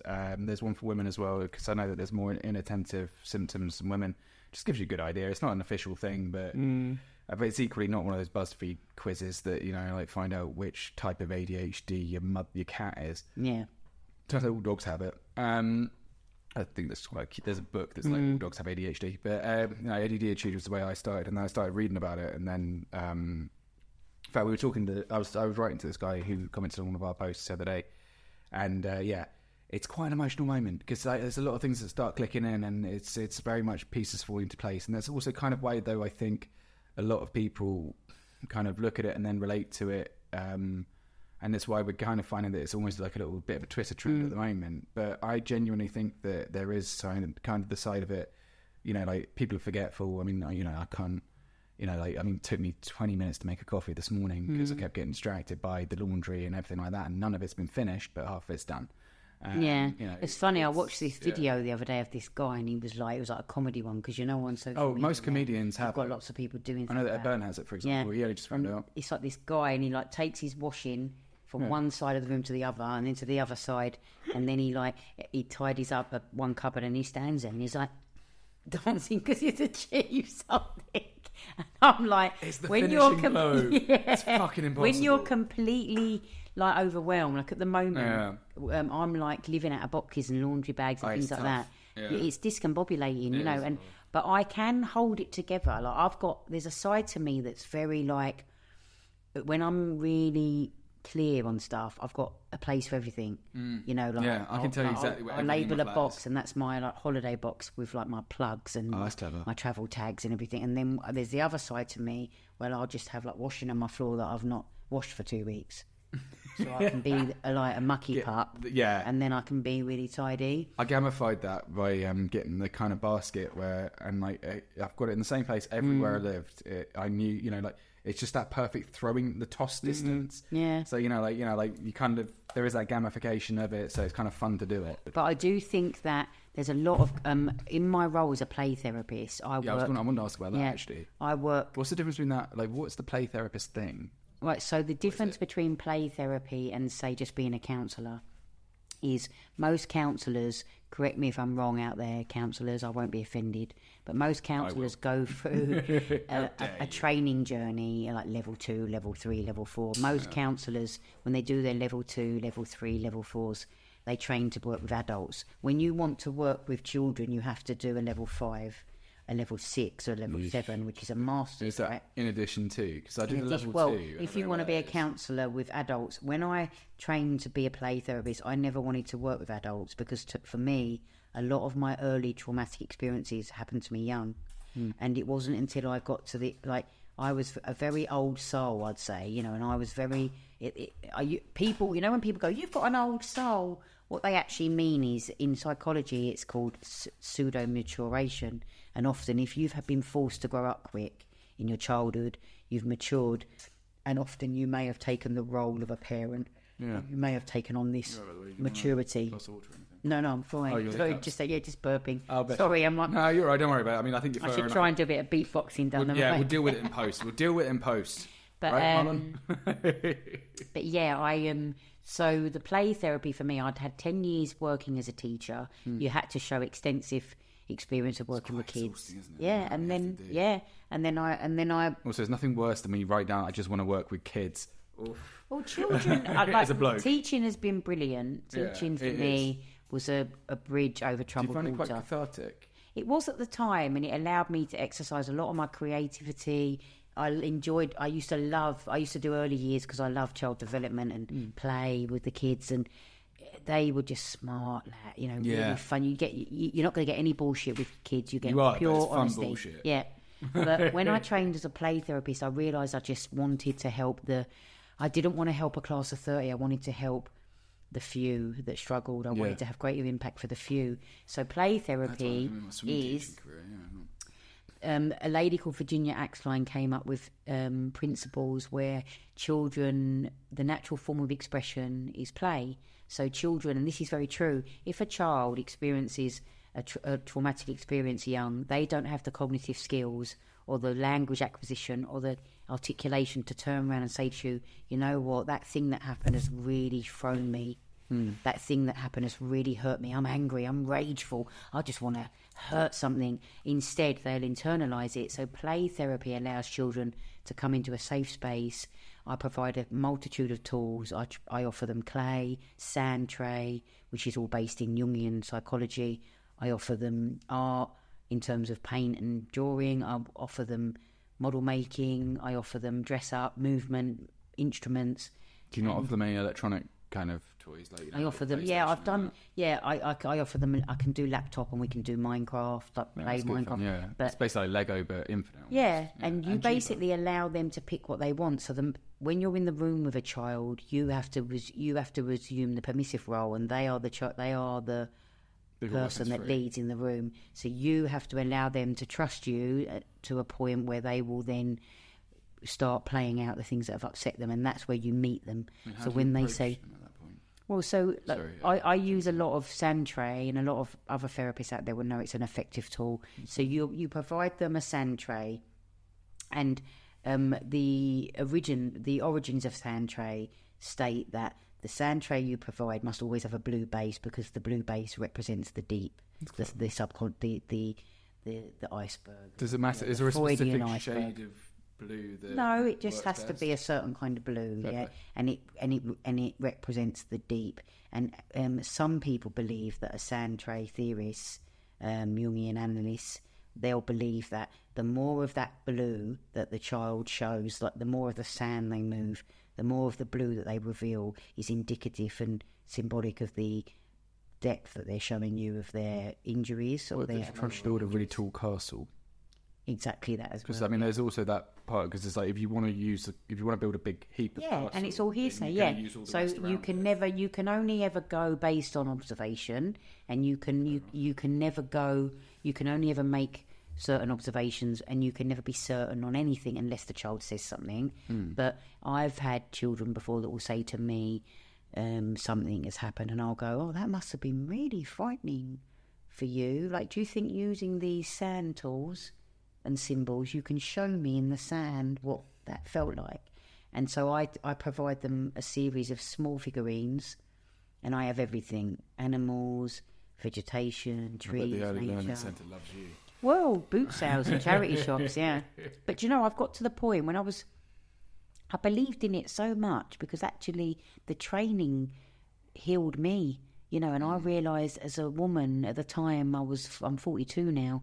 At the time when I trained, it was 2017, so I was in my late 30s, and I had spent my entire life mastering language, mastering my professional career, learning to present myself well, learning to manoeuvre in the world well. I've travelled backpacked solo to most countries I've wanted to go, but I never ever acquainted myself with my emotional self because I was frightened to hold the vulnerability because I'd been taught young that emotions were weakness. Back to the man stuff, what you were saying. But the whole sort of... But it's interesting that you said, because, thinking back to what you were saying before as well, like how language and, the exploration of those interests and all those broad things and everything. It's like personal development for me. It was massive personal development. It seems to be like an outward... Would you say it was an outward form of expressionism, and then you've kind of, in your later career, like with the play theory, like... I was ready, yeah. So you're right, yeah. The journalism was the first stage of it. Well, actually, no, the bike riding was the first stage, complete freedom. And I've got memories of riding in the rain. Riding in the rain and being so elated and happy. Yeah. Journalism, I wasn't ready to look at my own story, so I deflected and shone a light on other people's. And by understanding the most emotional ones are the easiest ones, aren't they? Yeah, but actually by understanding other people's plights, what I was drawn to is that it's that cup half full scenario. I wasn't drawn to the sadness. I was drawn to the fact that they made good. I was drawn to the fact they got out. It's the journey. That they healed. And so by listening to all these stories of triumph, I eventually felt brave enough to look at my own. But it still took years, like journalism, and then I came out of a long-term relationship with someone who I really loved, and I guess looking back, he did me a favour, and he'd probably say the same. And we're now friends. He's married with kids, but I loved him. And when he ended the relationship with me, I decided to go to Australia because I'd always wanted to visit. I heard something similar in Asia, yeah. And then outdoor therapy, travelling, isn't it? Became a therapy for me, like everything. There's a poem, I rarely share it, but there's a poem called Photosynthesize Me. And there's, and I talk about how nature was therapy for me, but it made me realise that I had to backpack a different map of my own, which was my internal map, And so when I came back from Australia by force of hand, because my mum was ill she'd just been diagnosed with a very rare cancer, and it was chemo resistant. So in the end, it became terminal.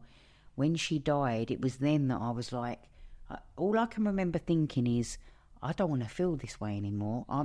If I can manage anything else in my life, why can't I look at this shit? Why can't I face this emotional stuff and just know that however messy it gets, I'll hold it. I'll be able to hold it for myself. And when I signed up for the therapy course, I remember saying to myself, making a pact to myself, whatever happens, you're going to get through this. Whatever comes up, you're going to greet it with affection. You're going to hug it. Something similar, because I was trying to learn to listen better, which is an irony. So I became a therapist. I did the similar thing, but I learned about active listening and things like that. Have you been to therapy before? Yeah, loads. Like, honestly, I think just from off the back of what happened with my ex back in 2018. So for you, therapy is a positive thing. How about yourself? It's more like a sort of check-in, check-up. It's a bit like you go to the doctor if you have a cough. I've done therapy as well. Was it effective for you? What kind? I found the counselling was easier. Yeah. Or not easier, but more effective when it comes to sort of traumas. For me, it doesn't work for me, I don't think. Why didn't it work for you, do you think? Because it feels like it makes me feel helpless. It makes me feel like vulnerable, too vulnerable, I guess, maybe. And that's the fear part. Yeah. That's the so in that room with that safe adult, they've got you to a stage where you feel helpless and vulnerable. That's the stuff to sit with. It's not the stuff you're talking about. It's the fact that the feeling is that you feel helpless. That's the thing to peel back. And I guess what is it about being helpless that you don't like? And I guess the major issue for me is like, it will put me in a bad mood for days. Do you feel vulnerable when you're helpless? It does. It's like I guess it'll bring up all these emotions, and it'll make me in a down mood. And I feel, for me, it's not positive for my life. I'd rather do things that make me feel good than do something that I don't look forward to it. I don't look forward to bring up emotions. And now I feel shit for 2 weeks. And that's a fair point. It's like surgery. I mean, like, if you've got something that's under your skin and you're like, well, I can't see it, doesn't matter. But then you kind of go in there and you just hoik it out, and then all of a sudden you start to feel better over time, not necessarily. I guess in the long run, it's emotionally exhausting. I think for me, I got to a point where I literally hit roadblocks. So like, you're right. Like, I went through I've since met people, like, I lived in Australia for 3 years, and like, even recently a friend visited and we went out, had a lovely meal, and she said to me, Lou, I never realised all this was going on for you in Australia, So you're right in many ways, Marlon, that you get to a point where if the stuff you've been through when you're young, your ACEs, your traumatic experiences, the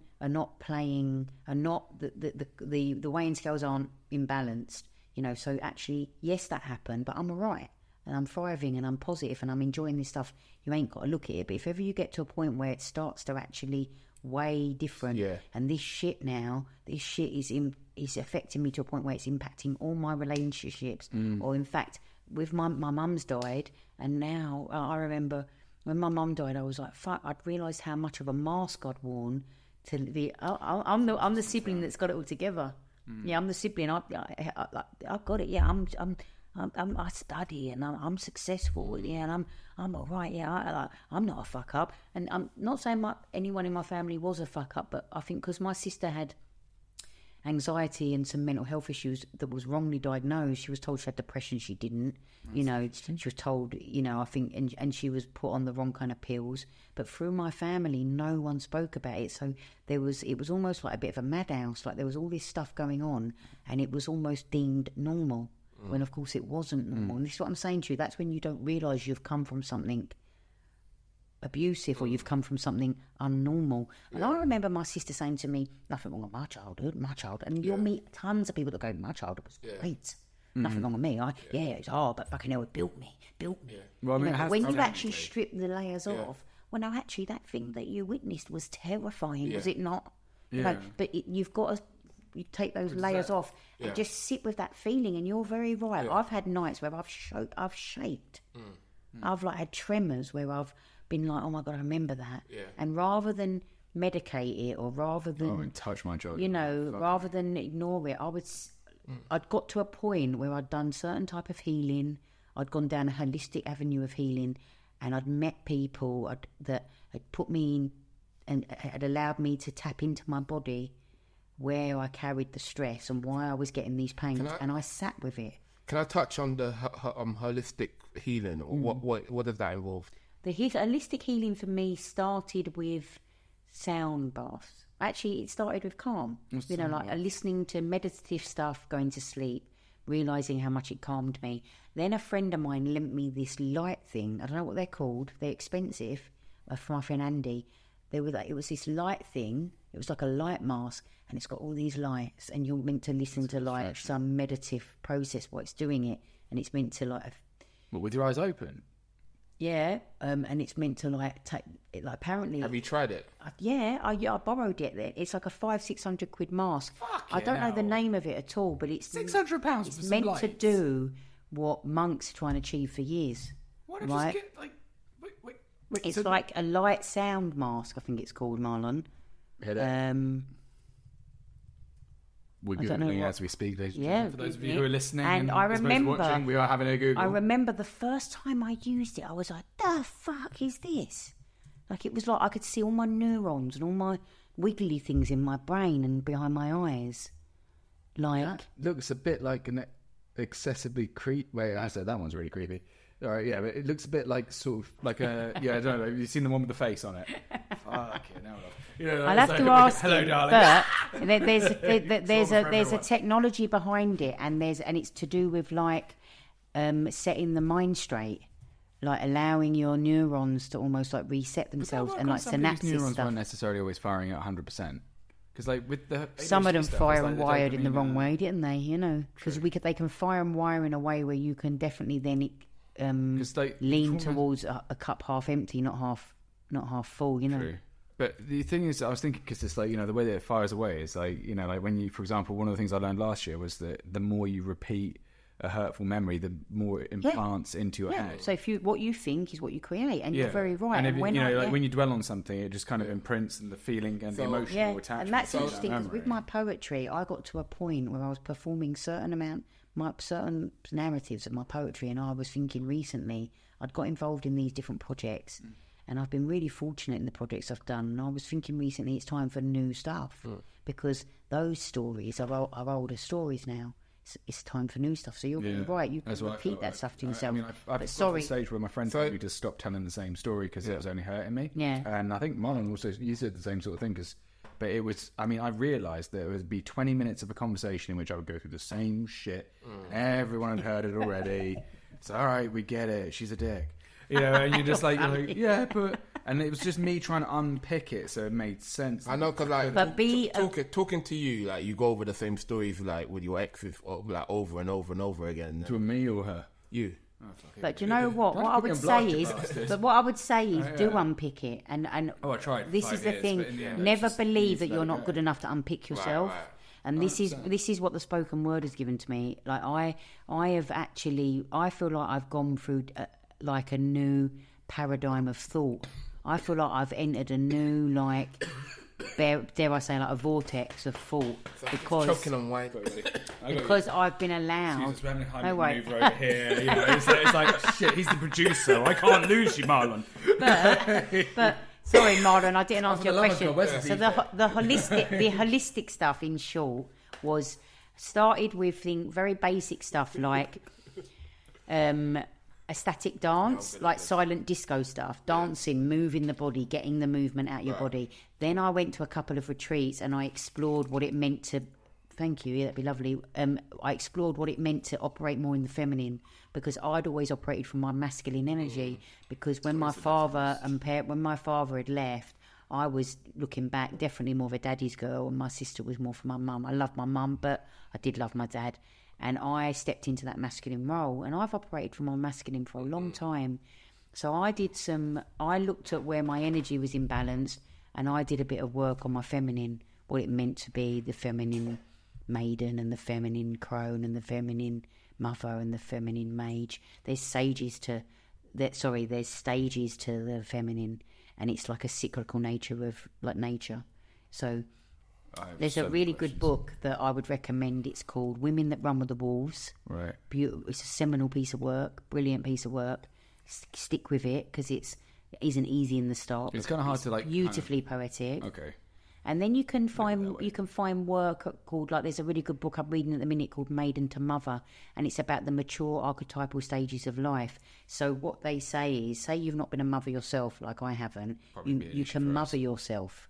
So when women have got the energy to be able to mother themselves, so you can move. The maiden is like, you know, like Robin Hood, like the virgin, the maiden. Yeah. That's the maiden. And when you move into mother, then you move into something called sage, which is like the mage, the wise woman, and then you move into crone, which is the I like the way that they've said sage instead of witch.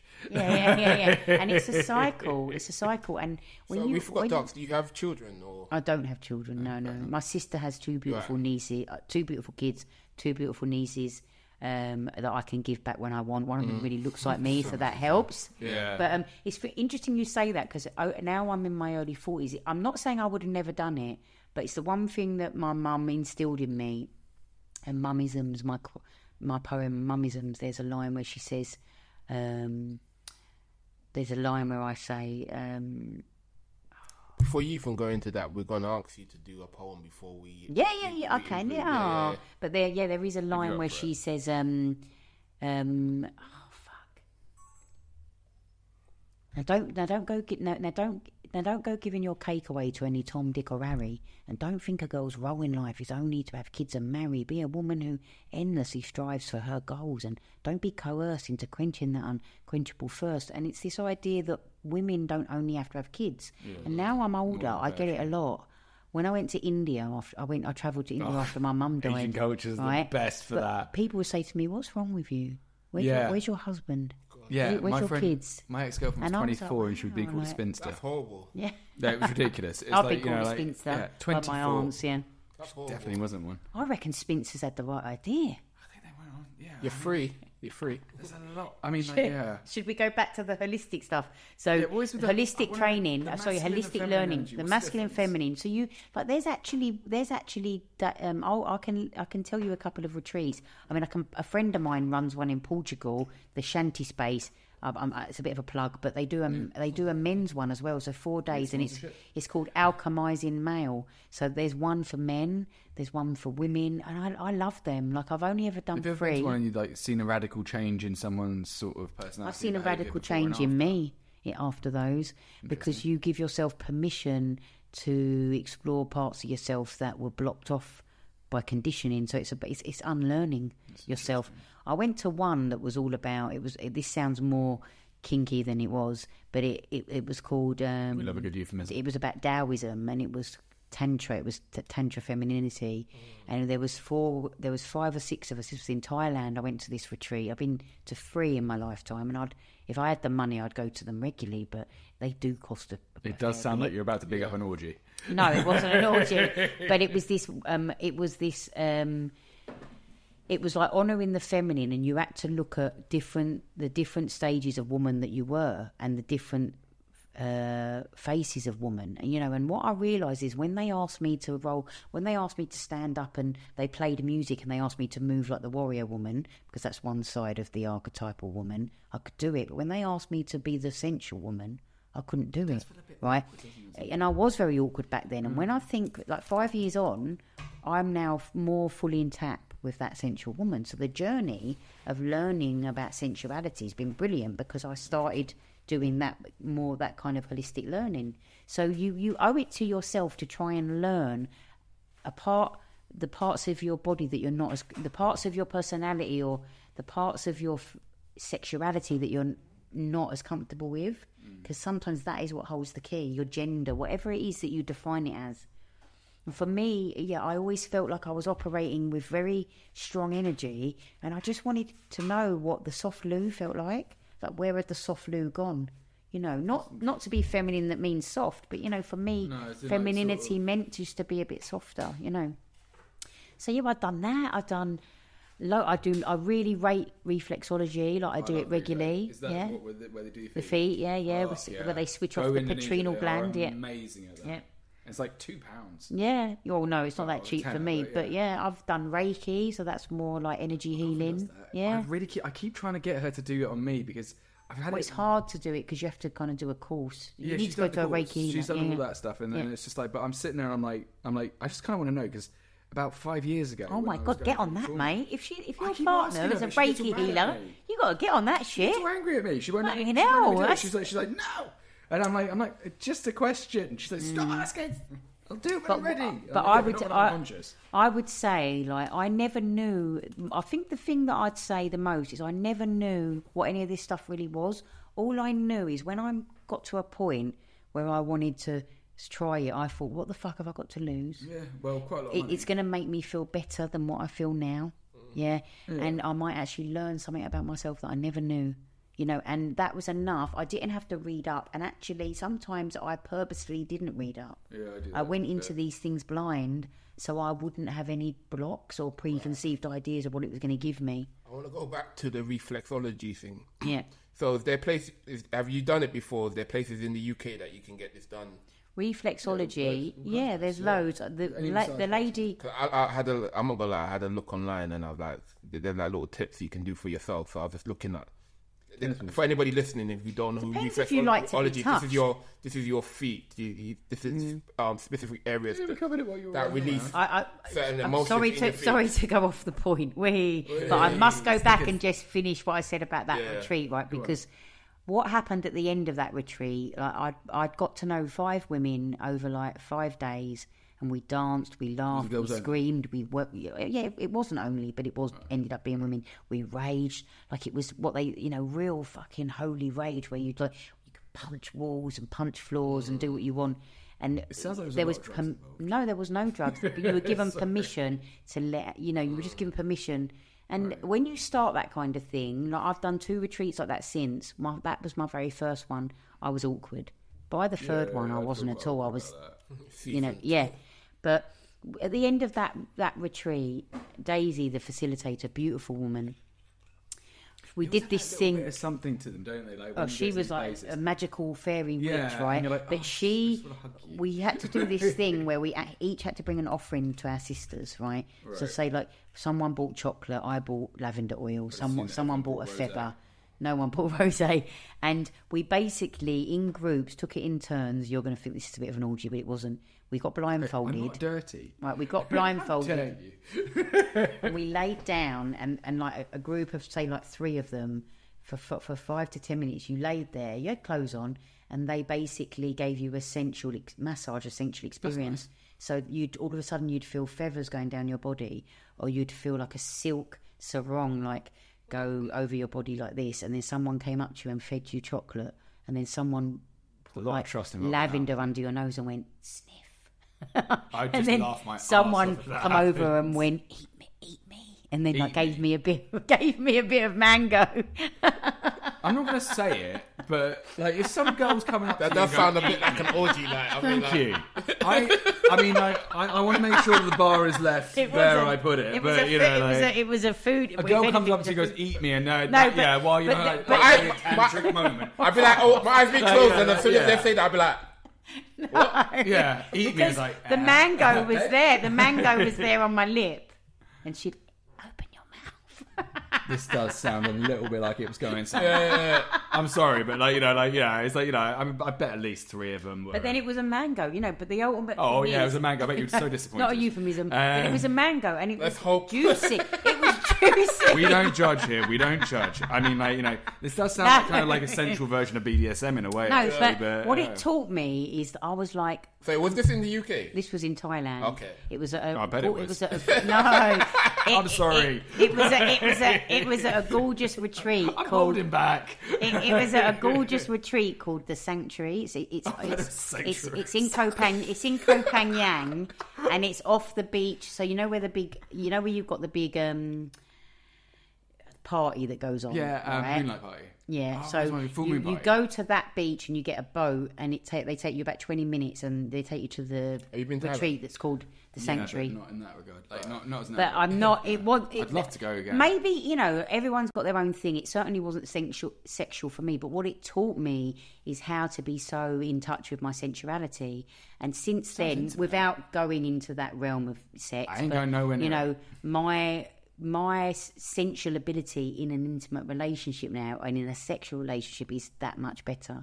And actually, it's only when I started to tap into my sensuality that I started to have better orgasms and actually better connection with my femininity.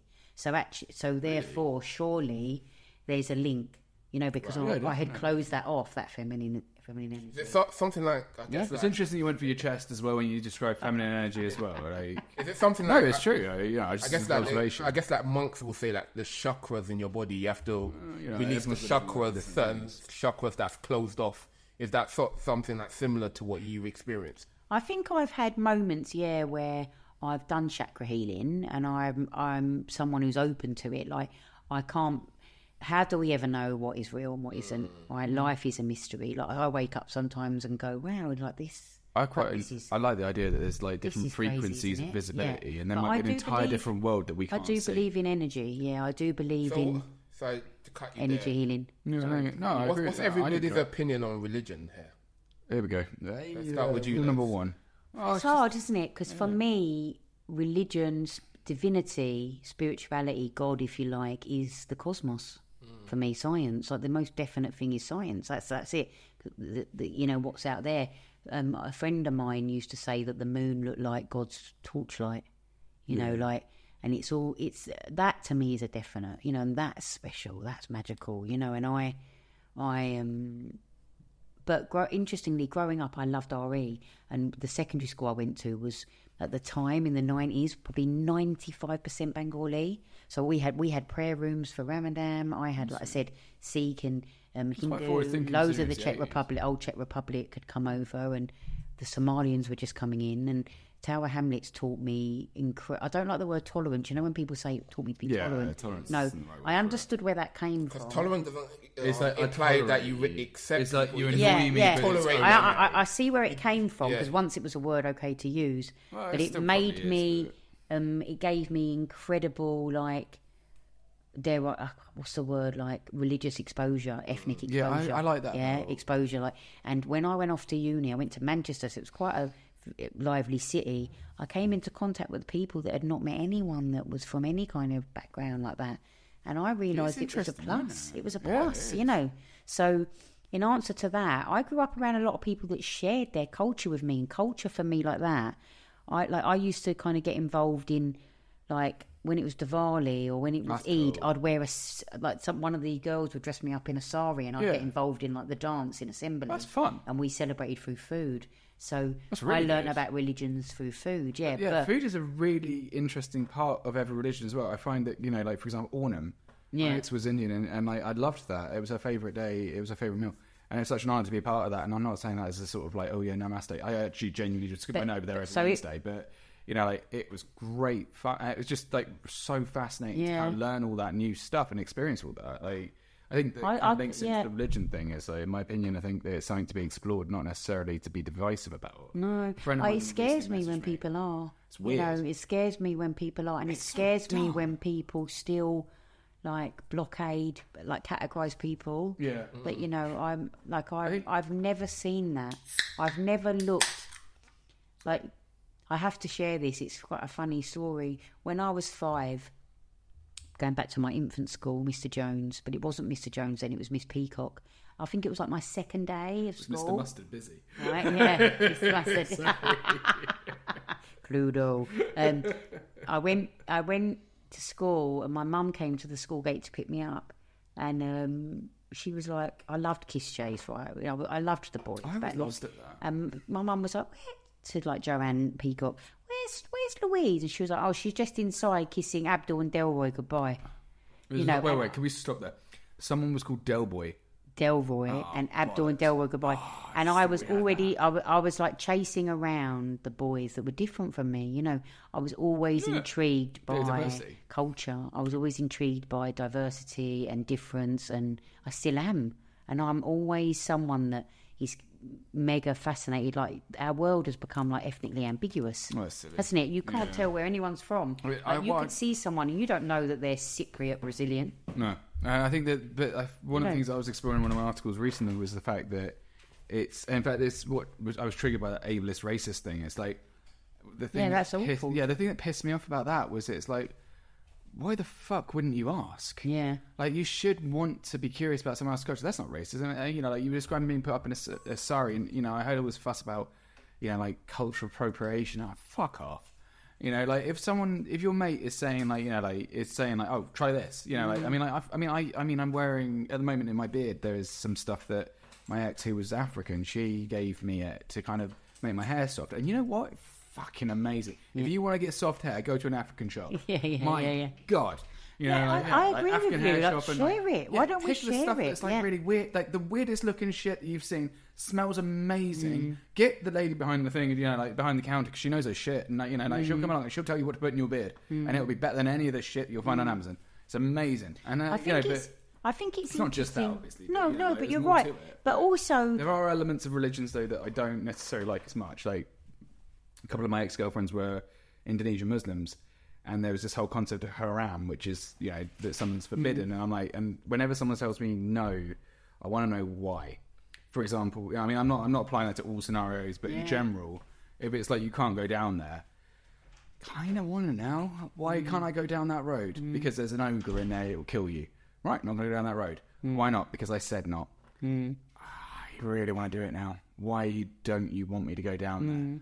You know, like, and that becomes about that kind of thing. But I think that when it comes to religion and things, I mean, I was just chatting to a friend of mine. We're being very heavily misrepresented since Brexit, in particular. I think As you know, like a lot of my foreigner friends, they've all been saying, they ask me, "Oh, is it really racist like it looks?" And there is the polarization in the media. Yeah, he was saying like he sort of saw that how there was anti-Palestine counter march and all that Remembrance Sunday stuff, and he was like, "What's going on over there?" And as you said, I was like, awful. Well, like it's ridiculous because 99.9% of people can't give a fuck about your religion. Like, I think it's fine. Capitalism is numbing, isn't it? Like, that's exhausting. Capitalism is like there's no community anymore, and that's one of the things that I find quite scary. Is that these religious, the religion is scary because it creates community, which is a power.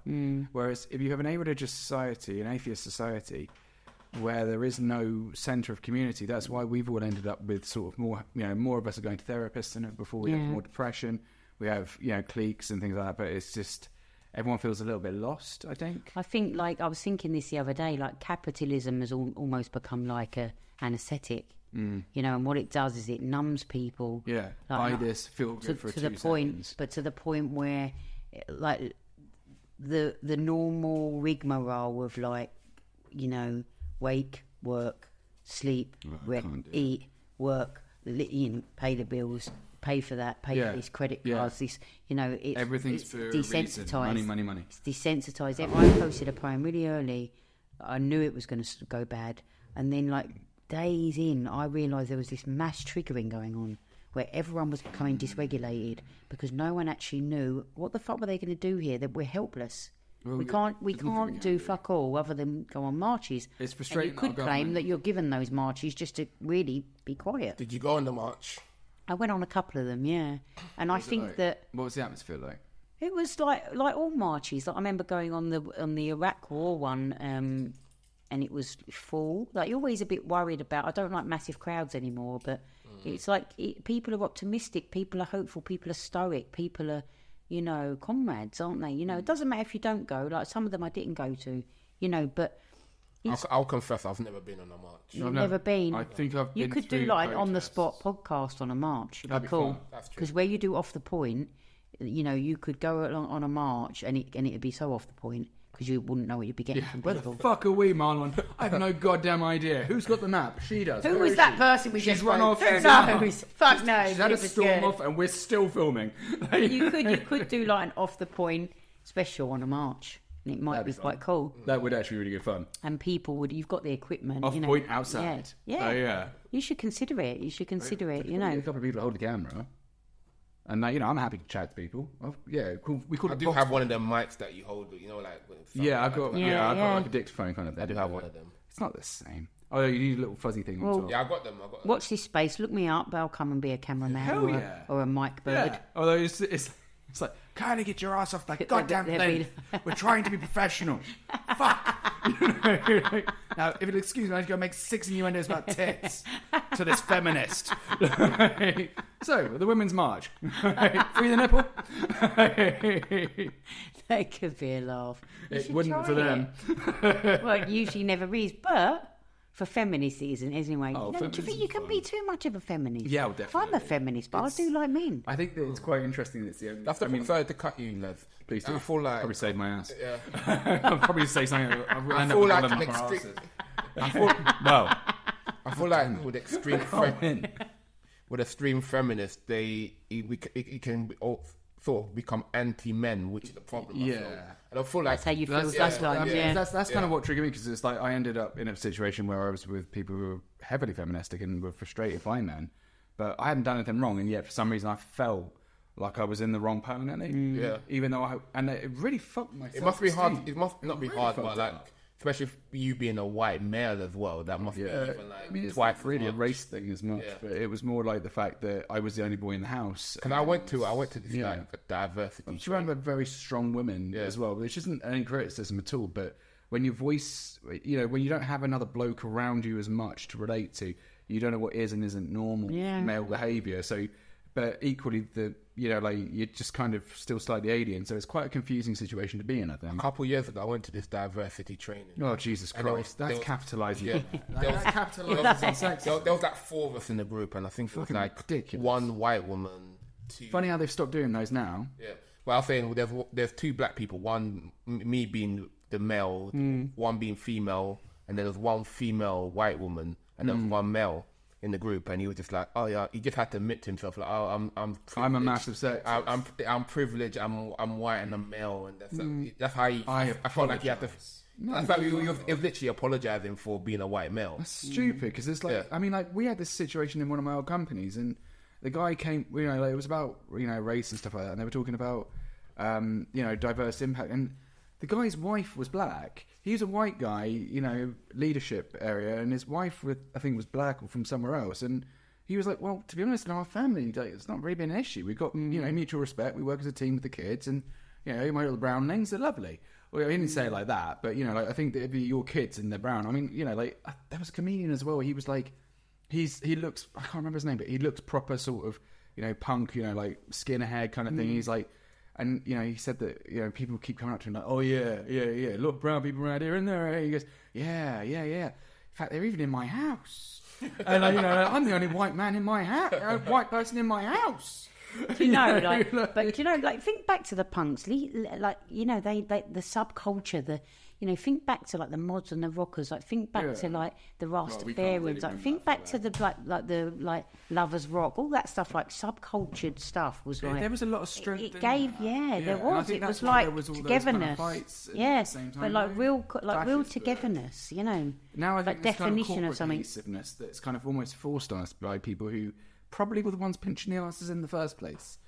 I mean, I think, like, for me, like, going back to what you're saying about what you were saying, Marlon, about the white guy that was the white apologised for being white privileged. Like, I do think at some point, you know, there'll be more dialogues about whiteness, poor whiteness. Yeah, and I think take away the. I think it's already quite a few. Take away the wealthy white, and take away the poor white that has got kind of connections with the far right. Just look at the average Joe Blogg who's lived like a common normal or a common, poverty is, you know, poverty and their white story. And I think that there's an element of that to being, you know, it's interesting because I remember going to a place in Bow, and I performed at this cafe in Bow. I don't know the name of it. Oh, it's called something Beings. It's a charity. It's a well-known charity. I'm going to forget. Yeah, it'll come to you. I forgot. It'll come to you later. Don't worry. I've been at this for 2 hours. This place is.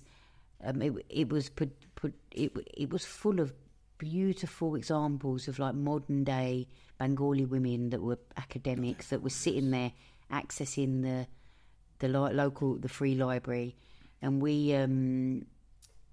you know we were chatting about what it means to kind of tell the common Londoner story, and actually you've got two parts of it there. You've got the common Londoner, which is the whole breadth of the diverse London, but then you've got the common London that was traditionally back in the day white, because London was more white, and it's okay to tell that story too.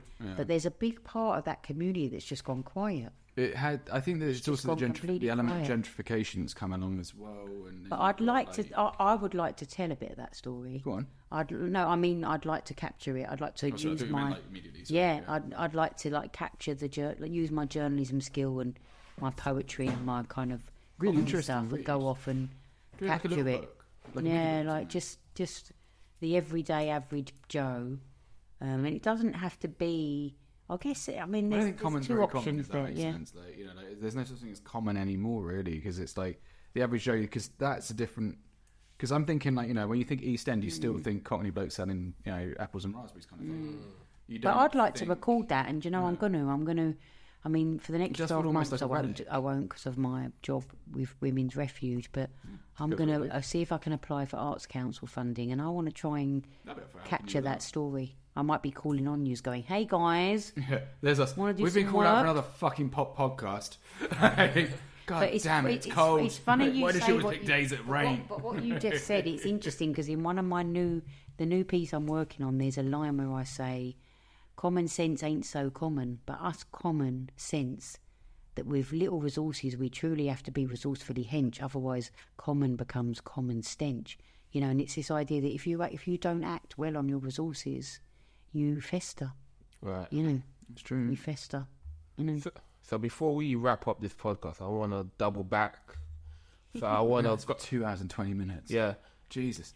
Element chatting away. Yeah. I want to go back to... I want to go back to how you know you have... I want to go back to how you know you have dyslexia. What process did you do? What the fuck kind of double back was that? You go full circle. You don't just rip into the like tooth. I don't know. But I know. And I think I was assuming that you did some sort of maybe online test. No. The reason why I asked you this question is because yesterday, in fact, when I was at work, I was like, maybe I'm dyslexic because I always struggled with my spelling. I always struggled with English. English was my worst subject. I got every other subject straight away, but English I struggled the most with. I struggled to read. I struggled to this day. So that's the reason why I was like, maybe I'm dyslexic. Listening to the Holly episode I was listening to this week as well, I was just like, maybe... She's very inspiring. So, yeah. So for anybody listening, Holly is the surgeon that with ADHD and dyslexia on our podcast. Yeah. So I'll just... I can't be certain I have, but I feel like I know I have. Okay. I often spell things wrong. I often get letters in the wrong way. Me and my mates got to a point where they laughed so much about my lack of ability to check my texts and how I'd always get them wrong that I started sending texts that were spelt wrong to see if they could read between the lines. So I have that problem. Wait, you used to test your mates by sending them dodgy texts? I have that problem. They'd have to read between the lines. 4 in the afternoon. No, but the thing is, 2 in the morning. Are you drunk or are you being a bitch? No, they'd get it. So I have that problem as well. So what I've done, one-eye texting. Actually, what's it like to be dyslexic? One-eye texting. Sorry.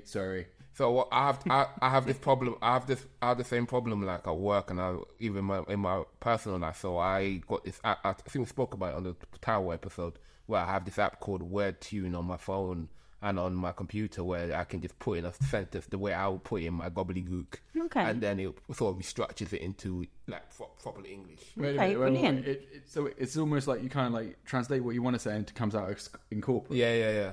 That's quite funny. Yeah, it gives me like 5 or 6 options of what I want, so I just select the right one, and then I use it for emails. I use it for sometimes text. My mate's been using ChatGPT.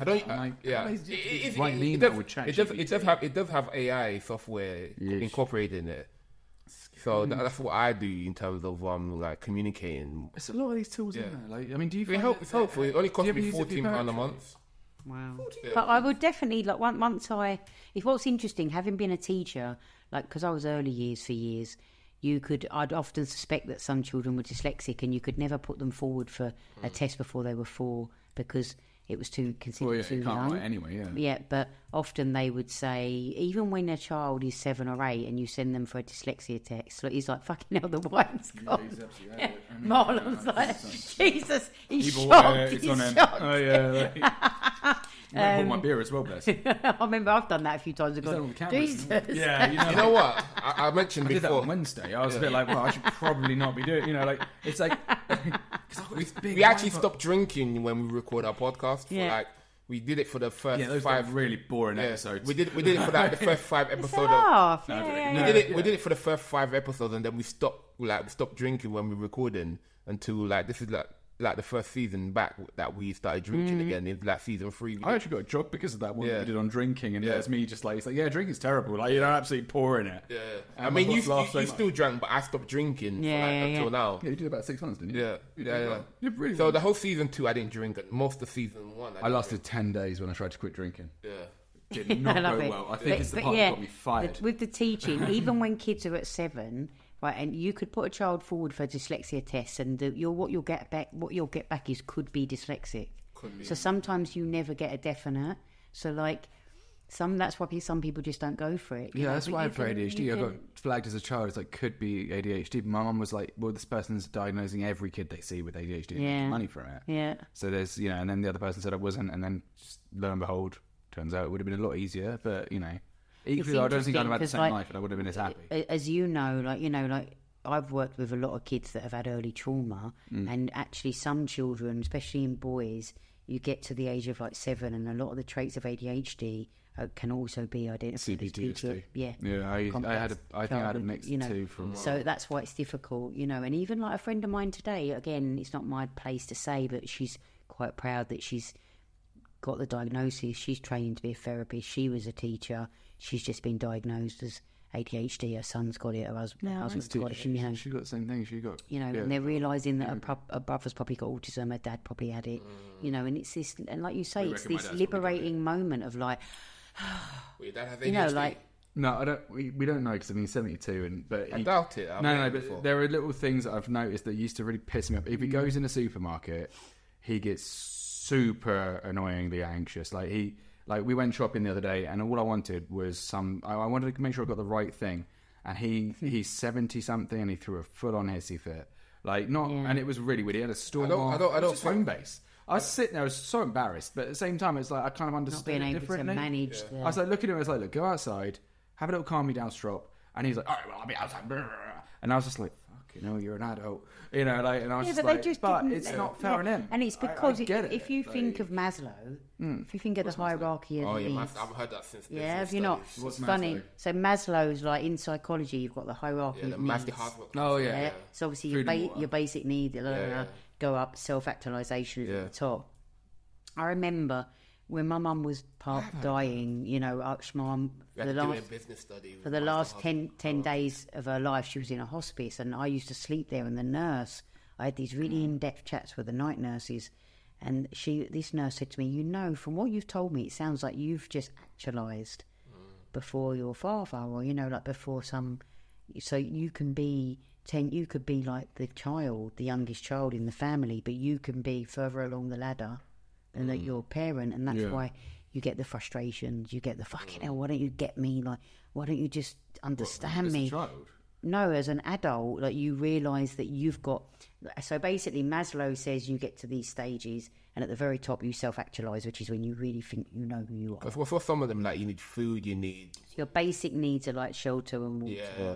And then obviously things like education, and there's work, and then you've got actualization, and it's this. So the interesting thing, you could get there before your parent, basically, right. And that's why you feel misunderstood. Yeah, I guess it's also a point something that you learn. Because my dad's a world-class engineer, and he's really amazing. But he was the youngest member of the IEE in the world. In its history as well, and he was offered the chairmanship or something at one point, which is really cool. But he's never had any interest in psychology at all, as far as I know. But I referring back, what I was saying about my dad earlier.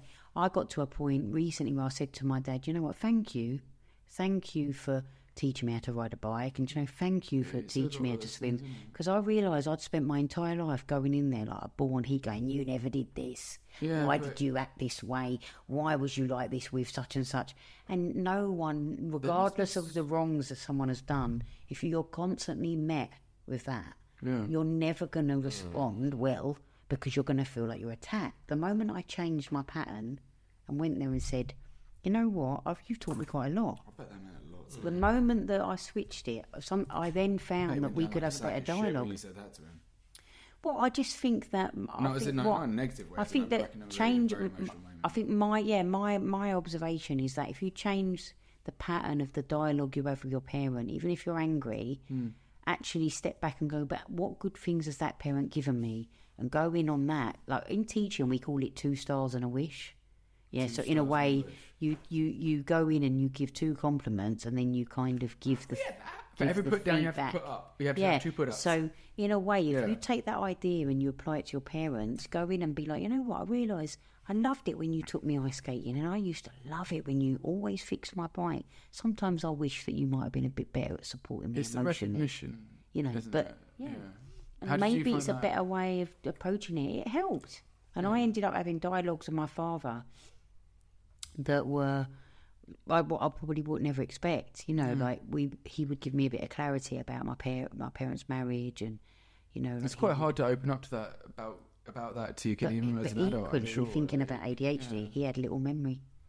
Often he would say, and it can be quite difficult with the emotional stuff, because I got shitty this morning, and I knew I could understand it objectively, but I still felt frustrated. But of course, nothing wrong. When I never looked at my dad through those eyes, I used to think it was an excuse. Oh yeah, you don't remember. Excuse. But actually, I started to think, well, actually, do you remember? And actually, is that something to do with your executive functioning? Actually, is it something more chemical and? It's more about the emotions carrying you in that direction. So if you're angry, you feel angry, and then that polarizes how you remember things, and that's normal. Well, and that's interesting because there was a point when there was a part of his life where he was always very angry, But I realised when I started I was always interested in family history, and when I looked at my granddad's history, and when I looked at my granddad's story, and I understood what my granddad had been through. My granddad was in care, like his parents had died young. They were drinkers, but. It's a bit vague. No one knows if he was taken into care or they died, but he was in care from the age of 9, and when he was 16 he was taken out by one of his stepsisters, and he walked out of the care home like the Bernardos with no shoes on, and who knows what would have happened to him in the 1920s, So my granddad came out a man that was wounded, a wounded boy, who'd never been careful. Then he went on to have kids. My father, right? Yeah. And then when my dad didn't really know my granddad. My granddad was in the Burmese War. My granddad served in India. And recently my dad's been given these medals that my granddad's, and my dad was really chuffed to be given them. But who knows what went on? And I think it doesn't justify it, but it makes you forgive a bit. I think it makes you understand that no one, and this is what I mean, is I've come to think that no one is inherently evil. No one wakes up and decides they want to cause anyone unjust. No one wakes up and decides they want to cause anyone harm. It's the learning. I guess. But even the shock of that was the fact that they sounded like normal people. But even Hitler was conditioned. Yeah. Hitler had a childhood. Even everyone has a past. His childhood. No one is just born and goes, "Hello, I'm Johnny. I'm evil." And I want to. I guess your childhood forms who you are as an adult, and like your traumas and everything massively plays into I don't think it's just childhood though. I think it's even in utero. So even when you're in the womb, your life is carved out for you. Do you know they've now proven with epigenetics that you spent a bit of time in your nan's womb. So basically, when your nan was pregnant with your mum. Not only was your mum's eggs forming, but the eggs of the eggs were forming. Oh yeah, because you're born with your eggs. Yeah. So at some point, briefly, when you were a fetus in your mum's tummy, an egg is a small child. Do they grow as you? Sorry, we should probably be. So when a woman's born, she's born with her eggs. And she can't create any new eggs. Yeah. So you just kind of like the same eggs. So when you're big tummies then, because it's got to fit somewhere. So when your nan was pregnant with your mum already had her eggs formed. Yeah. You're born with the eggs. Yeah. And those eggs last your lifetime. So 3 generations of women are affected. Yeah. You didn't know that's why when they say... I just kind of assumed it was something that happened with puberty. And like you grew your eggs as... I never had a reason to think it's not like there was a point sperm when you sort of develop them. Yeah, because like women just regenerate. Women a similar thing. Women are born with their eggs, and that's all they have for their lifetime. And then eventually, when they get to a certain age, they go through menopause, and then they're just running. They run out of eggs. It's interesting because so that really means at a key point in your nan's life, your nan carried you for a little period. And my nan was really stoic and quite cold, And Mum was lovely. No, my nan was lovely too. But we grew up. My mum, different generation. Yeah, it wasn't. Mum, even my grand, she's lovely as well, but she's like more stern. My mum grew up on farms. Like farmhands, like milkmaids. Like you were fucking the servant. Yeah, my nan was probably one of the most generous people I've ever known. But I always beckon people to think about when they're like, well, actually, and I always had back to my granddad. I always had a soft spot for him. But he was my mum always used to say he was a really clever man, really smart, and but he just had must have had an awful life, and it's interesting now, all these years later as a therapist, I've got a soft spot for working with kids in care. And if you think my grandfather had been in care, and I never really made the connection, but when I kind of have really sat with it, I was like, fuck, like, maybe it's because I see the knock-on effect of what it does. So it's kind of like ingrained in you because you've kind of already... Well, because I saw, what had happened to my granddad had a knock-on effect on his ability or inability to be a father, and how it's impacted free... He'd have gone through a bit... He'd have experienced the wars. Well, he was in the war, yeah, and he was a deserter. Like, he left, he ran, he hid. So is this the Second World War? To be fair, yeah. Yeah, and also he served in the Burmese. Right. And served in India as well. And he was a young man. He was, 19? I mean, to be fair, if someone's shooting at me and it's like, for king and country, it's like, I kind of want to go back home to my girlfriend. It's hard, 19, imagine like your life coming to an end. I wouldn't want to be okay. I mean, because it's like, everyone's like, he's a deserter, but it's like, You're 19, you got your whole life. Him in a position because you don't know what you've got yourself into. Yeah, and it's you like... don't know what you've decided to sign up for. Yeah. The world around is exploding. His best mate's head just blew off. Yeah. That's and you're not exactly going to give him the same care he needs. I'd fucking leg it. If I was under that kind of situation, I mean, I'm not saying that, no one knows what they'd do, but the truth is that it's flight or fight, and it's a 50. Honestly, I'll trade my passport in to not go. I'd be out of there. I mean, like, look at all those Russian guys. They're out of there. It's very interesting, isn't it? Because, like, when I look at my dad and when I look at my aunt, because my uncle died recently and my aunt has been very stoic about it. And I was saying to my sister, it's all part of that generation of like, that kind of... Yeah, stiff upper lip, but also they were taught to be... stoic, but you know what? Has that ever benefited anybody? I think there's a for and against, right? Because if you, like you were saying earlier, if you're so in your emotions and you're so in your head, you can't operate, right? So then you get those people that have just gone, oh well, it's part of life, move on. It's the ability. And I'm not saying that's fully good. Appreciate it. I think that's what makes an adult these days. But I'm not saying that's fully good either. But if you can take a bit of the emotional, I need to understand myself, and just like get on with it, and you can marry it together, right? It could make the perfect recipe, because though if you think. I was saying to my friend Nancy earlier that my dad's 74 now. He's sadly recently had a diagnosis of a blood issue, and he just went, what can I do? I've just got to be better, haven't I? Be healthier. Can you give me some advice on some vitamins? And I was like, of course I can. Oh, what lad? And so fair play to him. Yeah, what can they do? And so. And if you think my dad's gone for his entire life, he ain't donned all these vitamins. He hasn't taken all this kimchi and this sauerkraut and all this vitamin D, and he hasn't And don't get me wrong, I take all this stuff. I'm all about gut bio and gut health and all that. But all these people that lived on bread and butter in their kids' years, all of a sudden, they're in their 70s and they're still living. So it makes you wonder. Yes, it works. I mean, they do live for less time than these days the kids will, because, I mean, over nutrition and things like that. But, I think that... I think a big part of it is stress. I think a massive part of it is stress. My mum ate better than my father, but my mum was always stressed, and she died at 62. I think stress is a huge element of it, and I think that it's like, you can eat whatever you like, but at the same time, if your body's constantly screaming, and it does destroy your body. It needs rest. I think rest is the recipe of a lot. I think rest is the recipe. They said like what Martin Luther King died in his 30s, but his heart was like 70 years old. Stress he went through. Yeah. So think about it. So why is it that you meet people that don't lift a finger in their whole life, and they live till they're 90? Yeah. You have to be the right level of activity. Because of activity, because of stress, because of exertion. But rest. There's that huge, there's quite a lot of quiet quitting, that backlash from, this generation, the generation plus, where they're maybe this hustle culture isn't really the best idea, maybe we're just being taken advantage of.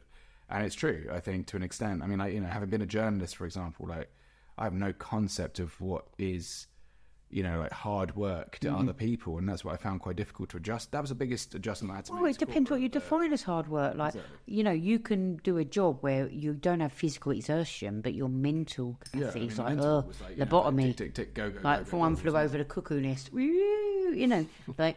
I don't see that many deer burning out. That's what I'm thinking. I was like, this isn't okay.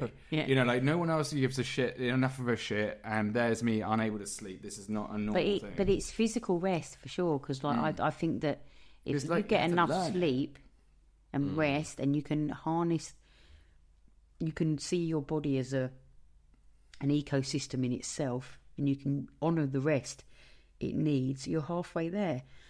I think when you get people that have unfortunate scenarios, it's like freak scenarios where one-offs, like the body, like we have a design flaw, don't we? As humans, our only design flaw is that we have to sleep 8 hours a day. Like, when you think they make robots, when they eventually make robots, do you think they're going to make them sleep? Probably not. So our only design flaw... recharge the batteries, quite literally. Maybe, but if we're talking about God, divinity and all that, if we were made from a higher source, sometimes I think, well, maybe out there, maybe we were. Maybe I sometimes look and think, even today I looked and was like, isn't it funny that we can, even our fingers are now hands, like we've been made in a way where it's I definitely think that we had a creator, whether you believe it's God, a design element to it, evolution. Have you ever watched those episodes called Ancient Aliens? Yes, I did. Yeah, I was obsessed with it. Yeah, I did. To the point where I started hearing things around my house, and I was like, "Is it the alien talking to me?" Well, and I had to be like, my girlfriend, she gets freaked out. Fair to cut you quickly, and it's when the cat stays over and just stares into the hallway, and I'm like, "Fuck this, I'm out." So the body of Christ compels you. There's me going around with shaving cream. to go off point really badly. Have you seen the thing about they found aliens and all that in the Congress? Yeah, they find that every they found that's true. So they basically in Mexico, apparently they found aliens. That body there. The body. 78%. And apparently in Congress, somebody said that there's been a big cover up and the aliens are real. They found spaceships. They found all these things. Ancient aliens, though. Yeah. Have you not actually, when you really look into that and you delve into it, you're like, well, fuck me, like, is this what are we being? What are we being? We went from childhood trauma to ancient aliens, guys. Come on. It's off point, man. Okay, it is off point, but like, it wasn't until I watched that show I was like, Jesus, these people have got a point. It does make something here makes sense, and. What are people covering up? What are people covering up? I feel like statistically there has to be, because it's like something like if there's 10,000 planets that are similar to Earth in the solar system that would be able to hold life, and we've gone through 4, 5, 6 different reincarnations of life on Earth. You had the Jurassic period, you had everything like that. It doesn't make sense to me that there wouldn't be an ability to do that in any other place, and it takes a couple of million years to be able to go from being a slug to a human, easy peasy. Well, not easy peasy, but on the scale of it, it would be bizarre if there wasn't. I think if you can get really down and down and depthful with the earth, and you can sit and think God, even when you lay on the earth and you lay down and you look at the sky and you look at the way you're made and you think, God, all this stuff is so quite magical. And you think about the kind of networks of the kind of soil and the sub-earth and the ants and all the kind of everything that goes on, the layers of the earth that exist. It puts it into perspective, because it's like, now I'm thinking about Jenny from accounting being a bitch. Jesus, and that's what I spent all of my last night worrying. Don't sweat the small stuff. Exactly. Don't sweat the small stuff. I mean, gosh, I love teaching, but the one thing I will never miss is the staff room. No. Because it was like a microcosm. I think teacher stories are the best. I love teacher stories, but for me, it's offices. I can't. But that's when I started to think I could be neurodiverse, because I used to go into the staff room and I couldn't do small talk. I didn't care about all the small shit. I wanted to go deep. I need a conversation. People didn't want that sometimes, And that's why we do podcasts these days. I reckon most people who have a podcast, we're all a little. There's a certain breed, I think middle class and white. I think it's a dialogue that's. I've got this theory that in 50 years' time you're going to meet someone and they go, "Oh yeah, hey, I'm neurotypical," and you'll go, "Oh, I'm sorry." Yeah, it's like there, it's going to be okay. I just for me. Wait, sorry about. Yeah, that. It's a bit like how being gay was frowned upon, but then because it's they're soft and whatever. It's like they fuck men. It's like, how are they soft? They're hardest bloke in it. But all that stuff has gone on for years, hasn't it? It's like Or from the Greek, the Roman days. Yeah, the Greeks. I mean, they were the most amazing it's warriors. Nothing new. It's nothing new. I just don't understand how it could have gone out of fashion. It seems to go in and out of fashion. He's like, I wish it hadn't. So, like every 50 years or so, it's like, all right, being gay's bad now. All right, okay. No, but it's like, why does there have to be a label for everything? Oh, it's exhausting. It's a bit like that racist. Like, who came up with the concept of labels? I quite enjoy. I quite like when you find it when you get called a new one, especially when there's a double standard with it. Like, I guess yeah. No, but what it is it's scientifically they're taking scientific sounding words that end in "ist" usually, and they are they're using it to make it sound like they have an authority, a subconscious authority that doesn't exist. It's just saying, I'm scared of you. Who somewhere said we have to take this group of growing numbers of people and define them? Probably the Nazis. Someone somewhere must have had to say, we need to give a name to this. Like, where did that even come from, this concept? Well, it's like, why do we have to give a name to it? But also, why does it have to be such an extreme label? Because it's like, I think that everyone's slightly xenophobic. People fear what they don't know naturally. So we're scared of the dark. So I think that when you have a community of people who come along and people are like, what's that about? Like they're acting different to us. There's a curiosity, but there's also a fear. And I think, though, that's what leads to, it's training, that's what isn't leads it? To all of it. It's like you've been given, like, it literally is. Like, and I mean, all it takes is a few rumours to be like they eat system. babies or something stupid, and people might believe it, and then that's where you end up with racism. That's where you end up with xenophobia. Yeah, the education system teaches a formula. It's a conditioning that's still very out of date. That's about factory line stuff, and they come in and they'll basically give you they're censoring what they think you need to know, and it's the white privilege, which it is. Eton kind of educated the Boris Johnsons. That's a very different kind of education. Boris Johnsons of the world that are deciding what we learn. But they're trained. But how great is it now that people are coming out and saying, "Well, no, we need to know this." Yeah. Like, how sad is it? Like, if you think about like Benjamin Zephaniah dying, like rest in peace, dear brother. Rest in power, right? I was distraught, because I used to read his books relentlessly to my class, and like as an, just as. I don't want to say as an alternative, but back then it was an alternative because he was a rarity. He was the alternative, right? Yeah. He came out and he wasn't the peacemaker. He was the troublemaker. He was the person that wanted to make the person that ruffle. The person that turned down the OBE or the MBE. Yeah. He turned down the MBE? Yeah. I can't believe he was 65 though. Yeah. Fucking didn't look it. The worst thing about it, I've only known from the obituaries. The worst thing about it, he only knew that he had like a brain tumor 8 weeks ago, and now he's gone.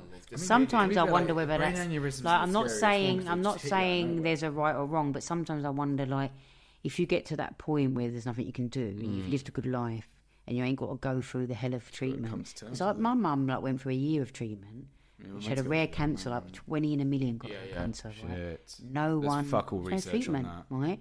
And she went through the wars, right? So like, it's like, and the hardest thing is when you see them lose their confidence and their dignity of being independent. And if you think about someone like Benjamin Zephaniah, he was strong and he had willpower, and could he have coped with being ill for years and years and years?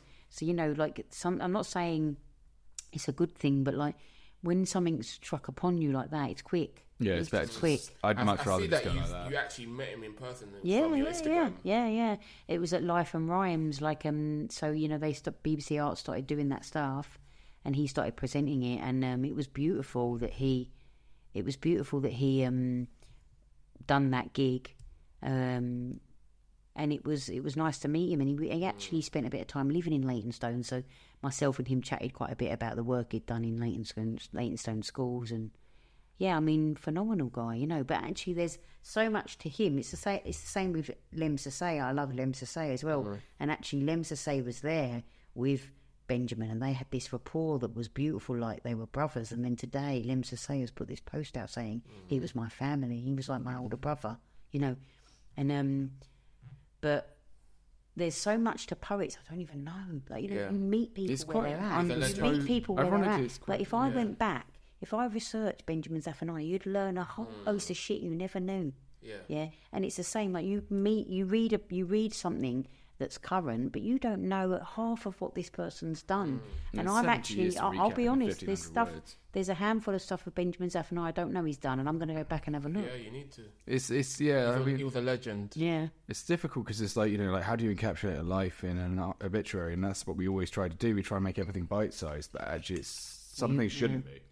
Sometimes you can't make it. And especially when right, you only just kind of encounter something and it's, I need to do the research on this person, but I'm all right, thanks. Yeah, go on. I'm definitely not all right.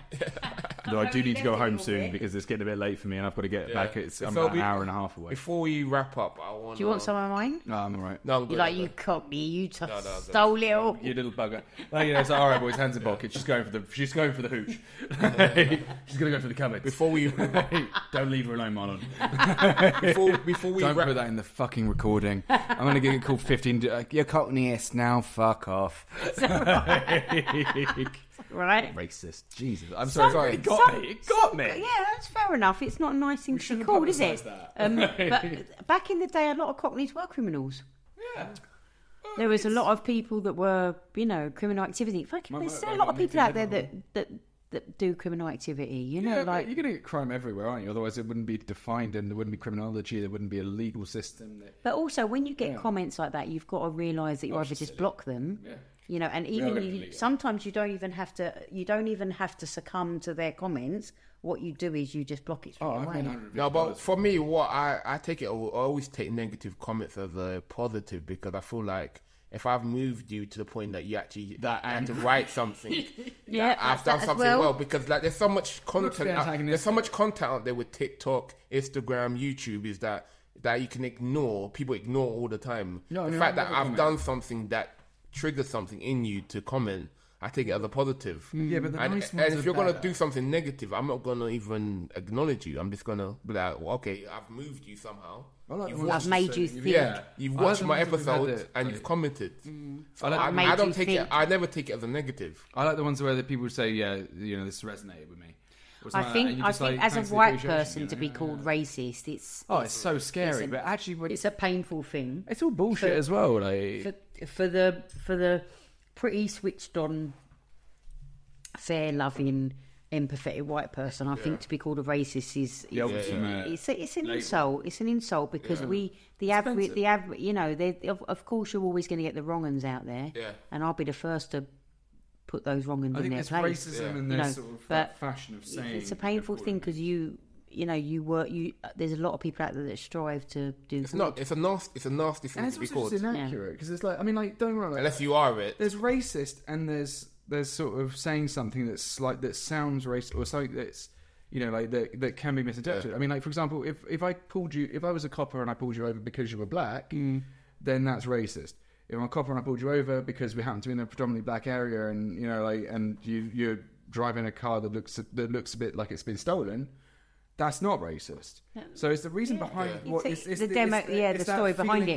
Also, I think that it's the motive. And the only to play devil's advocate here, the only thing I could say with that situation is that people don't like things being compared to racism. So that's the only, because it's a separate. It's just such an easy it's a separate struggle. So that's the only thing I could be like. I can emphasize that. Okay, I get where that person's. I don't know what their background is, but I get where they're coming from. But it's just such an extreme thing to say. I don't think it was. I don't think it was racist. I think it was a very light comment. It was just like he just said, "Oh, it's like discriminating somebody because they're black." It's a demonstration of discrimination. It's not necessary, but you know, to liken two different discriminative practices is not the same. But people just don't like those things. But it's just that, you know, like everyone gets triggered by something. I mean, this. I think that, you know, like if you say you take someone really like respected, like a Carlo or someone like that, and they poet. Another poet. Yeah, she's smashing out the names. Right, and he puts a thought of pattern out there. He puts he puts something out that makes you think, and you choose a nugget over, and you choose a thought over it. Because I've got friends like that. How you choose to be offended by it or frustrated. A friend of mine is someone that will like will plant a seed in my head, and 4 months later I'll still chewing about it because it's a real thought thing, right? So for anybody listening, Carlo's Miss Dynamite's little brother.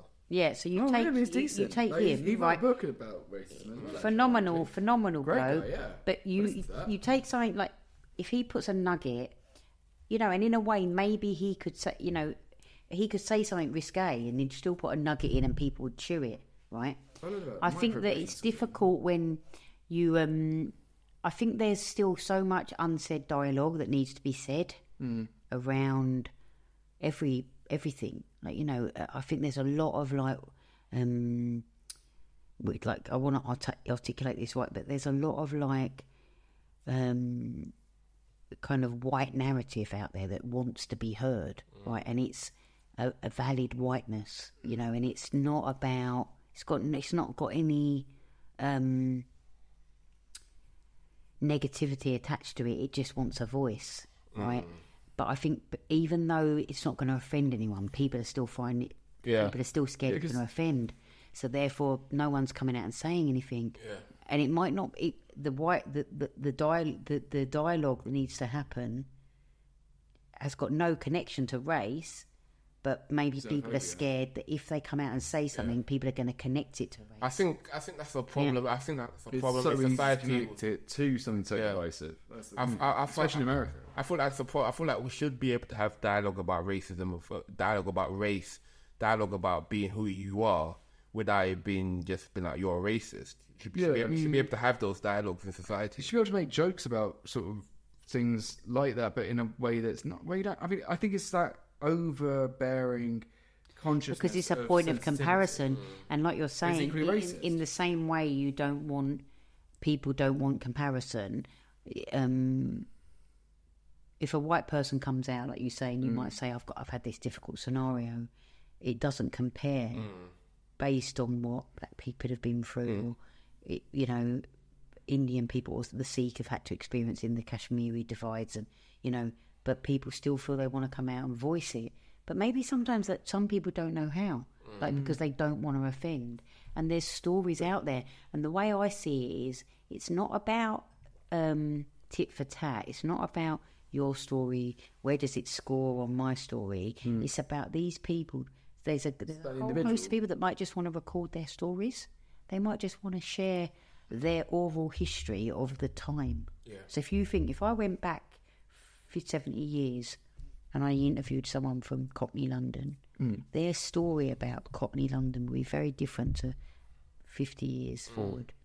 And if I verbatim recorded it like this on a mic and I let that person just speak, there might be stuff within their talk.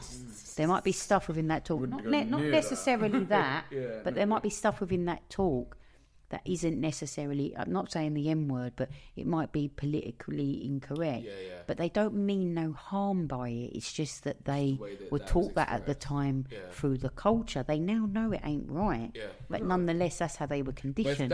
That's like when I go back and watch certain TV shows. Like I like Porridge, for example. I mean, Little Britain, that did not age well. I like Porridge, for example. I can't fit with one of the Ronnies.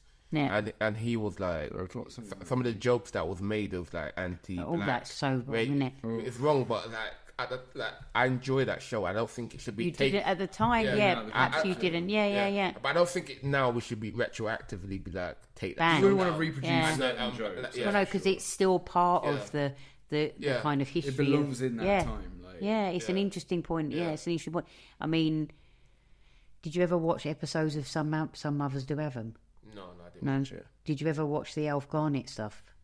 No, that stuff. That was like hardcore, wasn't it? Look that up. See what you think of that. That was like hardcore. None of that would be allowed now. Yeah, there's a lot of shows now that wouldn't be allowed. I don't think it should be taken down. There's some stuff now that comes out and it's just not that interesting. Yeah. And it's, you know, it tries too hard to be inclusive for everyone. And if you include everyone, then you lose the concept of humour, which is the reason we laugh. It's the same as monkeys, is because we're trying to bring someone back into the group. Well, also, it's because often we make comedy around things we're unfamiliar with. Yeah, familiarity, tragedy. I mean, look at Michael. But I'm not. I mean, I don't. If you take away everything, definitely something in my eye. It's not related to the conversation. You hear a joke about something, and you laugh. And this is my argument. I mean, I'm not saying I'm right or wrong, but comedians, as an example, I remember once watching a Dave Chappelle. I do too. But it was after the whole documentary around Michael Jackson. Yeah. And I watched that documentary based on the work I do. That Leaving Neverland. Yeah.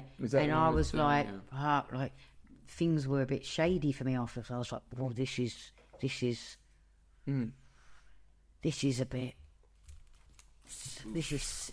Yeah, but, and then Dave Chappelle kind of came out and said, made joke of it and completely ridiculed the two blokes that spoke out. Yeah. And I thought, and loads of people hounded him a bit, you don't know if it's true or not. But comedy is comedy, right? So it's the ability to laugh at society. I think that's the beautiful thing about that's when, things. So when you lose sight of that, then we take ourselves because comedy isn't flaky, is it? Exhausted. Huh? Comedy can't be flaky. No, but it's also like, I mean, good. So if you're going to laugh about this, but you say this can't be laughed about. Yeah, then you're not doing the job properly. No, but I do think, I like, in my opinion, I don't think, I don't particularly think paedophilia can be laughed about. Did you ever watch? I don't know. I mean, it's the way that paedophilia sometimes. Well, I mean, I wouldn't make a joke of paedophilia anyway, just because it's just not funny, but. What was that show though? It was called League. Was it League of Gentlemen? Oh yeah. What with the guy who looks a bit like a pig, and it's they used to freak me out. I didn't like it. Didn't that get banned though? So I think I think that's the one area for me, like amongst the probably other areas. There's many other areas, but that particularly shouldn't be laughed about. So maybe comedians should be told don't joke about that, but they still do. I mean, right? There's things you should. That need to be ridiculed. Things like politicians, the whole concept of comedy. You've got cartoons that date back to the printing press, where people were taking the piss out of the people who ruled them because it keeps them in check in a way. And if you can laugh at the people who are actually making your children starve, it's a relief. It's to say, okay, well, yeah, the world's shit. Let's, what are you going to do? You're going to cry about it? It's almost like people on a serious note go, you shouldn't be laughing about that. That makes those people shouldn't be the ones who are in charge of comedy, because if you can't tell a joke, or if you're one of those people who doesn't really laugh that much, I mean, one of my ex-girlfriends. It's hypocrisy, isn't it? It's hypocrisy of the world. Yeah, and it's exhausting. It really is, yeah. Because I think that we need laughter, especially in dark times, and if you can't laugh about something dark. And it doesn't matter who you are. It doesn't matter how morally justifiable or whatever. I mean, this is not about a case of being virtuous or not. It's, did it make you go? In which case, then there's nothing wrong with that, is there? It made you happy for a moment. Enjoy being happy for a moment, and then afterwards feel absolute shame. Well, I mean. It's funny, isn't it? Like, I remember back in the day, all like the English, Irishman, Scottishman jokes. Oh yeah, that's the one. That was the ones you knew when you were a kid, though, wasn't it? It's like the Pope walks into a bar with a rabbi and whatever, and like that's they how were all just started. Like they were just like the jokes that no one said, but you were like, oh my god, but it almost built your sarcasm, didn't it? It built your astuteness to like understand the world as well, and the also wrongness of the world, and to see differences not necessarily as something divisive, but to see them as something entertaining. Yeah, and then that breeds curiosity. I think it's important. Well, it breeds questioning. So you might say, I didn't know about the Pope, but now I'm going to go away and look it up. Yeah, or I mean, let's face it, he defended paedophiles, and there's an entire system that's not him specifically, but it's a system. I mean, I think that's a bit more fucked up than a joke. But we don't necessarily talk about either. Anyway, before we end, I'll ask you one question about your writing process. Okay. How do you write your poems? It's a hard one, that, because it depends really. Like, I can wake up and I can think, I've got an idea, I've got a theme, I'm going to sit down and I start with a very simple brainstorm. So say I take something like, if I want to brainstorm something about class, I put class as a word in the middle, I brainstorm and I write the words that go around that, and then I brainstorm around the words that go around that, and then I keep brainstorming until I end up with a spiral of words all around that singular word. Mm-hmm. And then I look at all the words that's been created around that one word. Just like you build the theme around the word and then you kind of put it together. Yeah, the connotations and the sounds and anything. It doesn't only have to be words. It could be sounds. It could be themes. When you write your poetry, is it about rhymes as well? Sometimes it's about rhyme. Like sometimes, first I'll start with all the words that are connected to it. Then I'll look at the words that might be rhythmically connected to it. Too much wine. And And then I jot... Can't get your words out. Yeah. And then I jot them down as well. And then I sound it out. But then sometimes, like recently, as an example, I've not started writing this poem properly yet, but I was in the car, and this happens to me a lot, so I voice note in the car a lot. So I've got about 500 voice notes that I've got to transcribe at some point. Oh, I do those as well, yeah. And sometimes me and my mates play them back for fun. Like occasionally she'll say, play number 5. And I'll play it and we'll be like, the fuck? I could play one for you now. What was I on? We could play one now. We'd be like, the fuck does that say? You know. It's interesting how you do that because, like, yeah. But I was in the car one day and I was like, so when I left London, I was like, I was just going to leave in London to go to Margate, and I was like, I've locked lips with the unlit bits of this city. And I was like, oh, that sounds good. And it was all the rhythm. It sounds like we're snogging clams. I could have been snogging clams. You know. No, that came out wrong. Sorry, and then what I do is I keep saying it. I've locked lips with the unlit bits of this city. I locked lips with the unlit bits. And then I even get tongue-tied. I've locked lips with the unlit bits of this. And when I get tongue-tied, I think about the sounds that come off the tongue-tie. That's interesting. You know, so like, I just play around with how it actually sounds, even in error.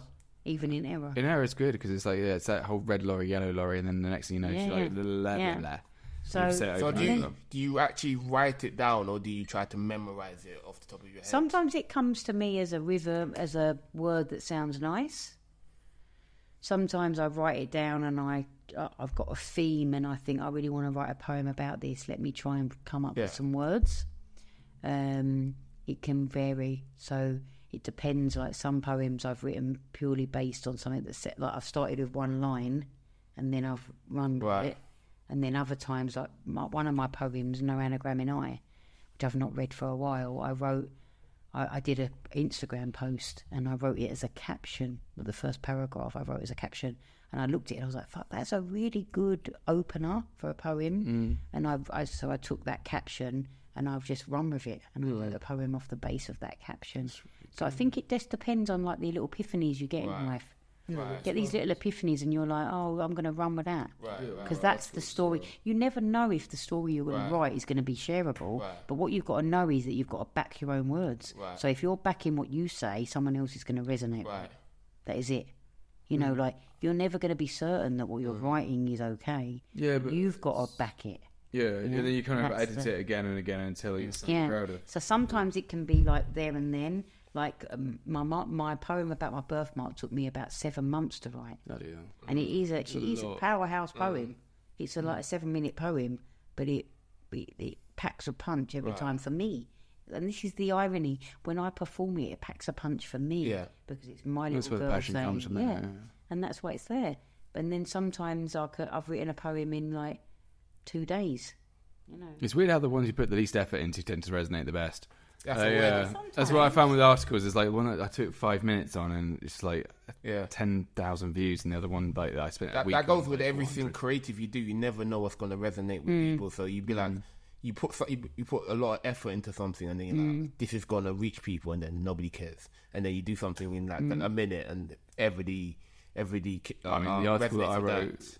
So But maybe what I can share later with you is maybe I can share now an anagram in I, because that's a poem that was really important to me. Let's do that. Let's end with your poem. Curly Wordy, Mummisms.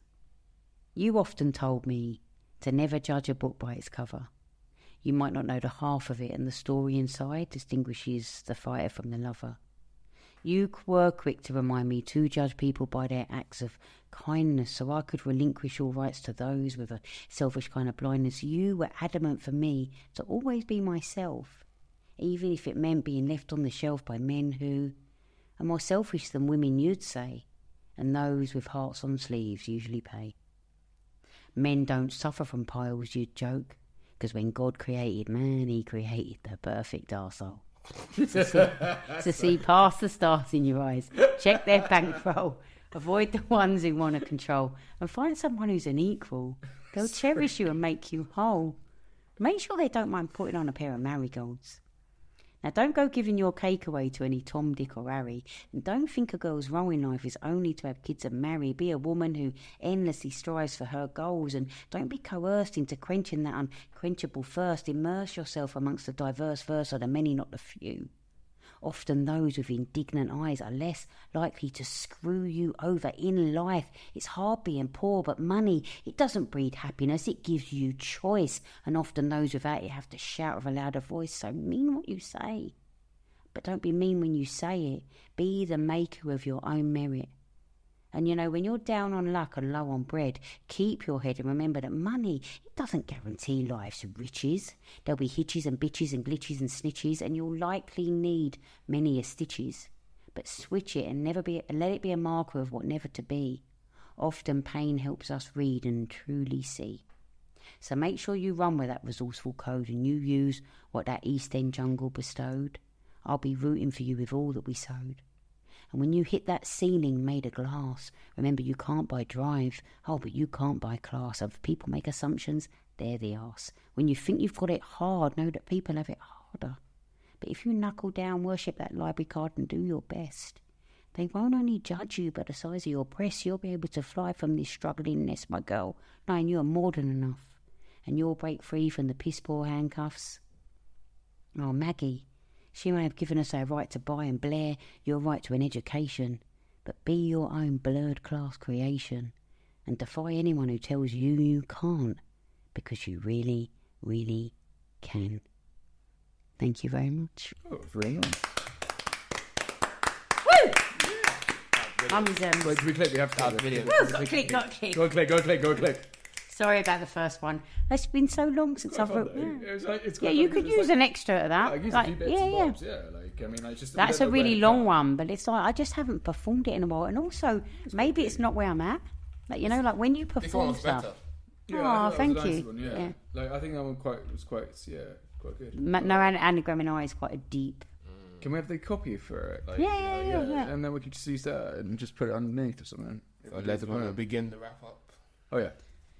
Well, ladies and gentlemen, that's a wrap. And this is a record-breaking episode, 3 hours, 30 minutes. Hours. I mean, like, anyone want to sponsor? Publish it flat. Want to sponsor us? We definitely have to edit this. Sponsor talk. Yeah. Okay. Yeah. Okay. Please like and subscribe. If you've made it to this point, good morning.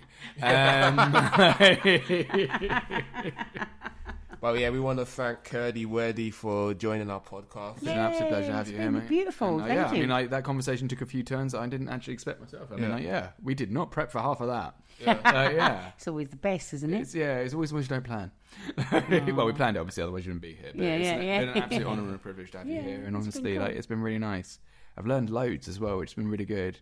Yeah, how about you, man? Yeah, I learned a lot. Good. All right, should we wrap it up? Yeah. Good. All right, well, ladies and gentlemen, thank you for listening, and we'll see you on the next episode. Bye. Bye. Bye. Yeah, absolute pleasure.